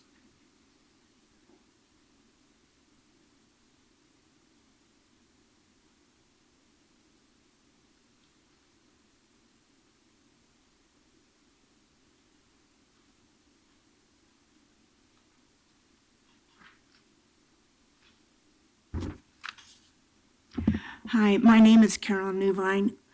I'm the noise specialist for the Oregon Department of Transportation. And today I'm here on behalf of ODOT. I'm going to read into the record a letter that was written by our Susan Hansen, our Community Affairs Manager, and also with input from our Region Manager of Portland, Ryan Windsheimer. Each year, ODOT has many road and bridge construction and repair projects underway within the city of Portland. And that number is usually around 15 to 20. For public safety and to keep traffic moving during the day and not cause major gridlock, ODOT contractors work at night when traffic volumes are lower. ODOT applies for noise variances for these projects. Each project is different and the duration is different, lasting sometimes for just a weekend or sometimes for years when there are projects like on the I-5 or 205 or out in outer Powell or Lombard. We reviewed the proposed noise variance fee increase and provided comment in May to the Office of Neighborhood Involvement. While we are pleased with the rollback of the proposed fees, we want to share with you the impact of these increases on ODOT projects as another taxpayer-funded public agency. To address our commitment to providing safe infrastructure to the public, we propose that the city consider a separate fee structure for public agencies, including other city bureaus, Multnomah County, and ODOT. All of these partner agencies use taxpayer dollars to maintain and improve services for the public within the city of Portland. Requiring the same permit and fee structure for public works as for private development is inappropriate and counter to our shared mission. Should the city be interested in such a fee structure, we would be happy to participate in a process with the city and other public agency stakeholders to determine an equitable fee structure for public works. A couple comments on the fee amounts. The proposed fee increase is 15% over the current fees and is more reasonable than the original proposal. The variance fee for the project taking more than 2 years now is $3,463. A 15% increase would bring the total to about $4,000. So basically, let me just kind of wrap this up. It looks like my time's running out. I'd like to comment on ODOT's responsibility in minimizing the impact of construction noise. Go ahead, I'll give you 30 more seconds. Okay. For each ODOT project requiring a noise variance, we set up a hotline and with a special, with a person on board 24/7 to answer complaints in person. Complaints are something we expect on our projects, and we think we do a very thorough and responsive job to listening to concerns and complaints. We also have a stellar comprehensive public outreach process when we use a number of tactics to reach a variety of audiences. So just to recap, I think ODOT would like to say that we are pleased with the fee rollback. However, we would like to propose a fee, kind of a separate tier for public agencies. And also, too, we would like to comment on the public involvement process involved with the fee changes that we've seen over the last 6-8 months coming from the Office of Neighborhood Involvement, and that we haven't had much time to really respond or ask questions about it. So, thank you. Thank you, and we have your full comments, or Ms. Hans's full comments in writing. Thank you for that. And I do thank ODOT for its outstanding public outreach efforts. You do a great job. Okay, this moves to a second reading. Ms. Paul, did you want to respond to anything? Okay, this moves to a second reading next week. And then our two more items. Item 967. 987, 987, sorry. authorize a contract with Excel Tech Consulting, Inc. to provide design, secure necessary permits, prepare bid documents, and assist with construction administration services for 2 pedestrian bridges at Westmoreland Park, not to exceed $238,890. Mr. Fritz. Thank you. As we all know, Westmoreland Park is one of the most popular parks in southeast Portland. It's bisected by Crystal Springs Creek, which is a tributary to Johnson Creek. 2 of the 5 bridges that cross Crystal Springs Creek have structurally deteriorated and require replacement. One is closed and one is in very bad shape. This item will authorize a contract for design and construction administration services to replace these bridges, and it would be paid for with the major maintenance fund that the council has allocated in the coming years. Thank you. And Dale Cook, the construction management manager at Portland Parks and Recreation, is here. Thank you. Good afternoon, commissioners. As Commissioner Fritz stated, we're here to request council authorization of an ordinance for a PTE contract. I wanted to provide some general background on Westmoreland Park. You could probably skip that, given the hour. Okay, Um, okay. But the last part of your presentation about how we got to this place. Thank you. It's unfortunate when you're the last one in line to get, and it's so good project. Should I discuss the bridge inventory and assessment? Yes, please. So in 2015, Parks completed a bridge inventory and assessment. We use this to prioritize repairs and bridge replacements. Then this information was used to develop a capital improvement plan to keep our bridges safe and in good condition. And we have planned CIP funding over fiscal years 2014 to 2020 to keep our bridges safe. For project background, there's 2 bridges in the park that require replacement. Generally, splitting deck boards, riding stringers, 30% of the wood structure on these 2 bridges is rotting, and we've recently closed the second bridges, so we have 2 bridges in the park that are closed. Project objectives, we want to develop a fish-friendly design, maintain ADA accessibility, maintain existing trail access, make sure the bridges look nice in the park setting, make sure that they are using durable materials that are long-lasting and will require less maintenance. And we have construction plans, a fairly aggressive schedule to begin in 2017 in the in-water work window. So in general, we're requesting a recommendation. I want to state that we're very happy that the consultant that was selected is a minority-owned business, and generally there's 80% MWESB participation on their project team. So thank you, and please let me know if you have any questions. Questions? Nicely done. Yeah, thank you. Thank you very much. Anybody wish to testify on 987? Okay, seeing none, this is an emergency, so please call the roll. Novick? Aye. Fritz? Thank you for your presentation. Aye. Fish? Commissioner Fritz, this Crystal Springs Park, this Westmoreland Park, is a shining example of BES and parks working together. And one of my favorite rides is going from my new apartment along the Orange Line over to the park and spending some time there watching the salmon spawn and then coming back. So congratulations. Aye. Saltzman? Great work. Aye. Okay, the ordinance is adopted, and our last item this morning is 988. Authorize an intergovernmental agreement in the amount of $56,250 with the Multnomah County Health Department for program evaluation services of the lead hazard reduction program. Thank you, Mr. President. Mr. Fish, yeah. Colleagues, the Portland Water Bureau delivers safe, clean, and reliable water to almost 1 million customers in our region. Our lead hazard reduction program has been at the forefront of addressing the risk from lead in Portland for almost 20 years. It's also how we continue to remain in compliance with the federal lead and copper rule.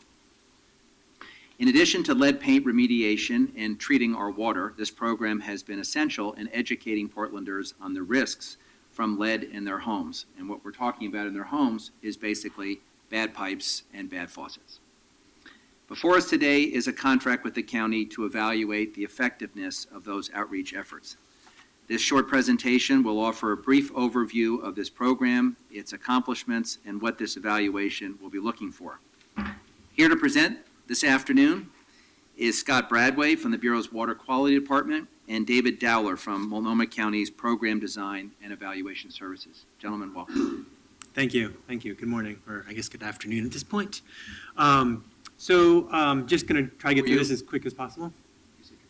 Scott Bradway, Portland Water Bureau. I'm the Lead Hazard Reduction Program Manager. As Commissioner Fish mentioned, we're here seeking approval to enter into an agreement with the Program Design and Evaluation Services. It's a joint program with Multnomah County Health Department and the Oregon Health Authority. The purpose of this evaluation will be to evaluate the public education and community outreach component of the lead hazard reduction program. We expect this to occur over this current fiscal year with a final report sometime next fall. for a total cost of $56,250. Thought I'd provide, though, to give some context to this program and how it fits into the work of the Portland Water Bureau, a quick overview of some lead and our entire program. So in 1992, the Environmental Protection Agency passed the lead and copper rule. Essentially, it requires drinking water systems to treat drinking water to reduce levels of lead in customer taps to below 15 parts per billion. This rule was mostly based on the presence of a lot of lead pipes throughout the country. However, in Portland, we're fortunate in that we have never used lead service lines. We did, for a period of time, use short pipes or connections known as pigtails or goosenecks, but we have removed all of the known such pipes. So what that has left us with for sources of lead in water is household plumbing, as Commissioner Fish mentioned, which is most often copper pipes with lead solder that were built generally between 1970 and 1985, as well as some fixtures that were installed prior to 1985 can also contribute some lead to drinking water. So based on the fact that there was a limited amount of sources of lead contributing to drinking water in our system, as we looked at how we would comply with this new regulation back in the 90s, City Council directed the Water Bureau to look at some alternative ways to comply.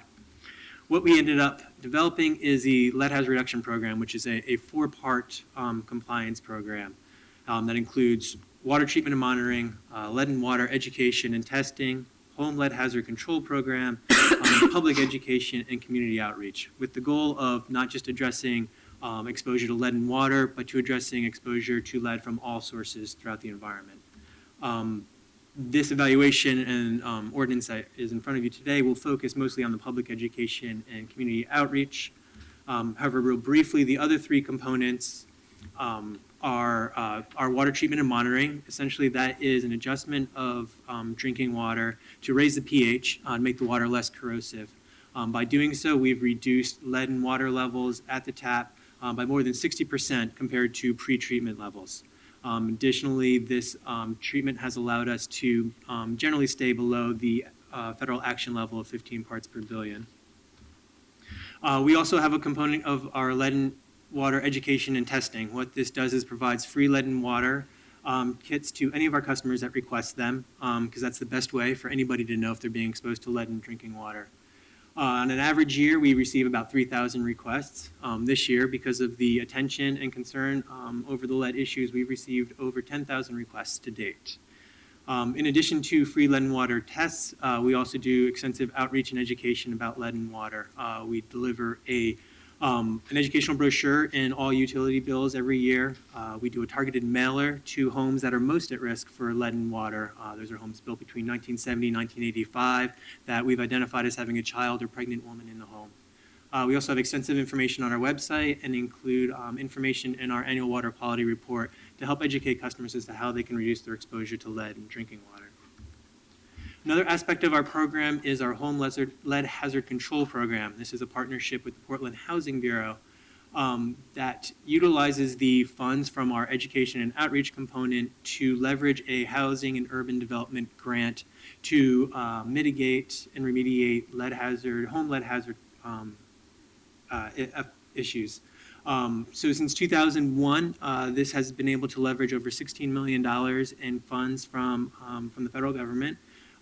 Has been able to remediate lead hazards in over 1,500 housing units that have affected over 3,000 children. But the component that we're really focusing on with this project is our public education and community outreach. The idea behind this aspect of the program is to perform outreach and education to the general public on all sources of lead and how the community can protect themselves and actions they can take to reduce their exposure to lead. We do this by providing grants to community organizations and agencies to provide these education programs. For this fiscal year, these grants are being issued to the Community Alliance of Tenants to provide education to tenants, the Community Energy Project to provide workshops on lead poison prevention and community outreach, Fair Housing Council of Oregon to do outreach to landlords so they know what their responsibilities as a landlord is, Growing Gardens to provide free lead and soil testing, Multnomah County Health Department that provides manages the lead line, which is an information and referral source for all sources of lead. They also provide free blood level testing to the community, and then perform investigations to determine the source of lead in cases where there are elevated blood lead levels. And then we also provide funding to Portland Public Schools to do paint stabilization projects in early education and primary education facilities. Since 2004, our program has reached more than 19,000 tenants with lead prevention information. We've had over 6,500 people attend a lead poison prevention workshop, provided information to more than 14,000 landlords, tested over 900 soil samples. We've provided information to over 7,600 new and expecting mothers on lead information. 40,500 people have contacted the lead line. 12,500 blood lead level tests have been performed in our community. We've replaced over 95 pieces of playground equipment in our Portland parks and performed 180 paint stabilization projects in Portland Public Schools. So what this evaluation will focus on is three main questions. Are our partner organizations that we provide funding to raising awareness to the people that they interact with and provide that information to, so they're more aware of the lead hazard risks in our community? Additionally, in addition to them being more aware, are they then using that information to seek out and utilize the resources that are being provided through the community to actually reduce their exposure to lead? And then finally, are we actually reaching those that are most at risk for exposure to lead in our community? What we plan to do with the results of this evaluation, we hope to improve the effectiveness of our community partner programs. We want to direct the outreach efforts to better target those that are most at risk, and then also identify gaps in our program, our education program, to help guide the development of any potential future partners or grantees for this program. And with that quick run through. Mr. Dallard, do Questions? you want to add anything or before we go to questions? No, thanks. Anybody have questions? Okay, let's see if anybody wishes to testify on 988. Anybody wish to testify? Okay, Mr. West, come on up.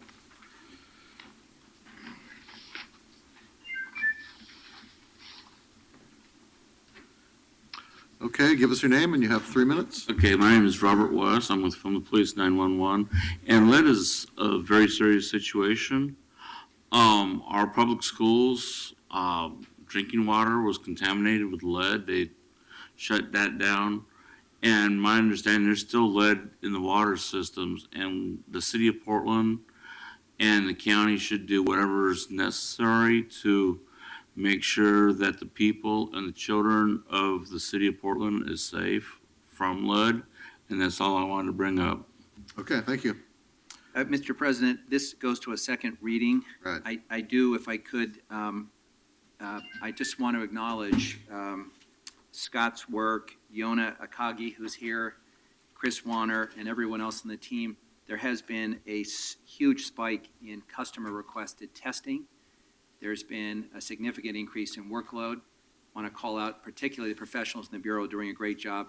And also just forecast preview for you that we will be coming back to council, I think in October, for a broader discussion about water quality issues and conversations that are ongoing with the EPA and the Oregon Health Authority. So stay tuned to that. And to the testimony we just heard, let me just be very clear, we do not have lead in our water system. And since you mentioned that, but we do have a situation where corrosion in some pipes that have lead, copper, can result in higher levels.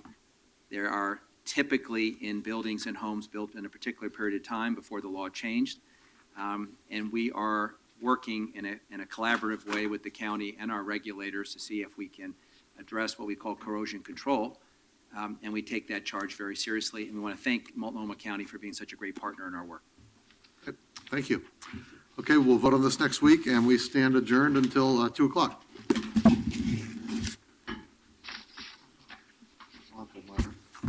Water tested again. See.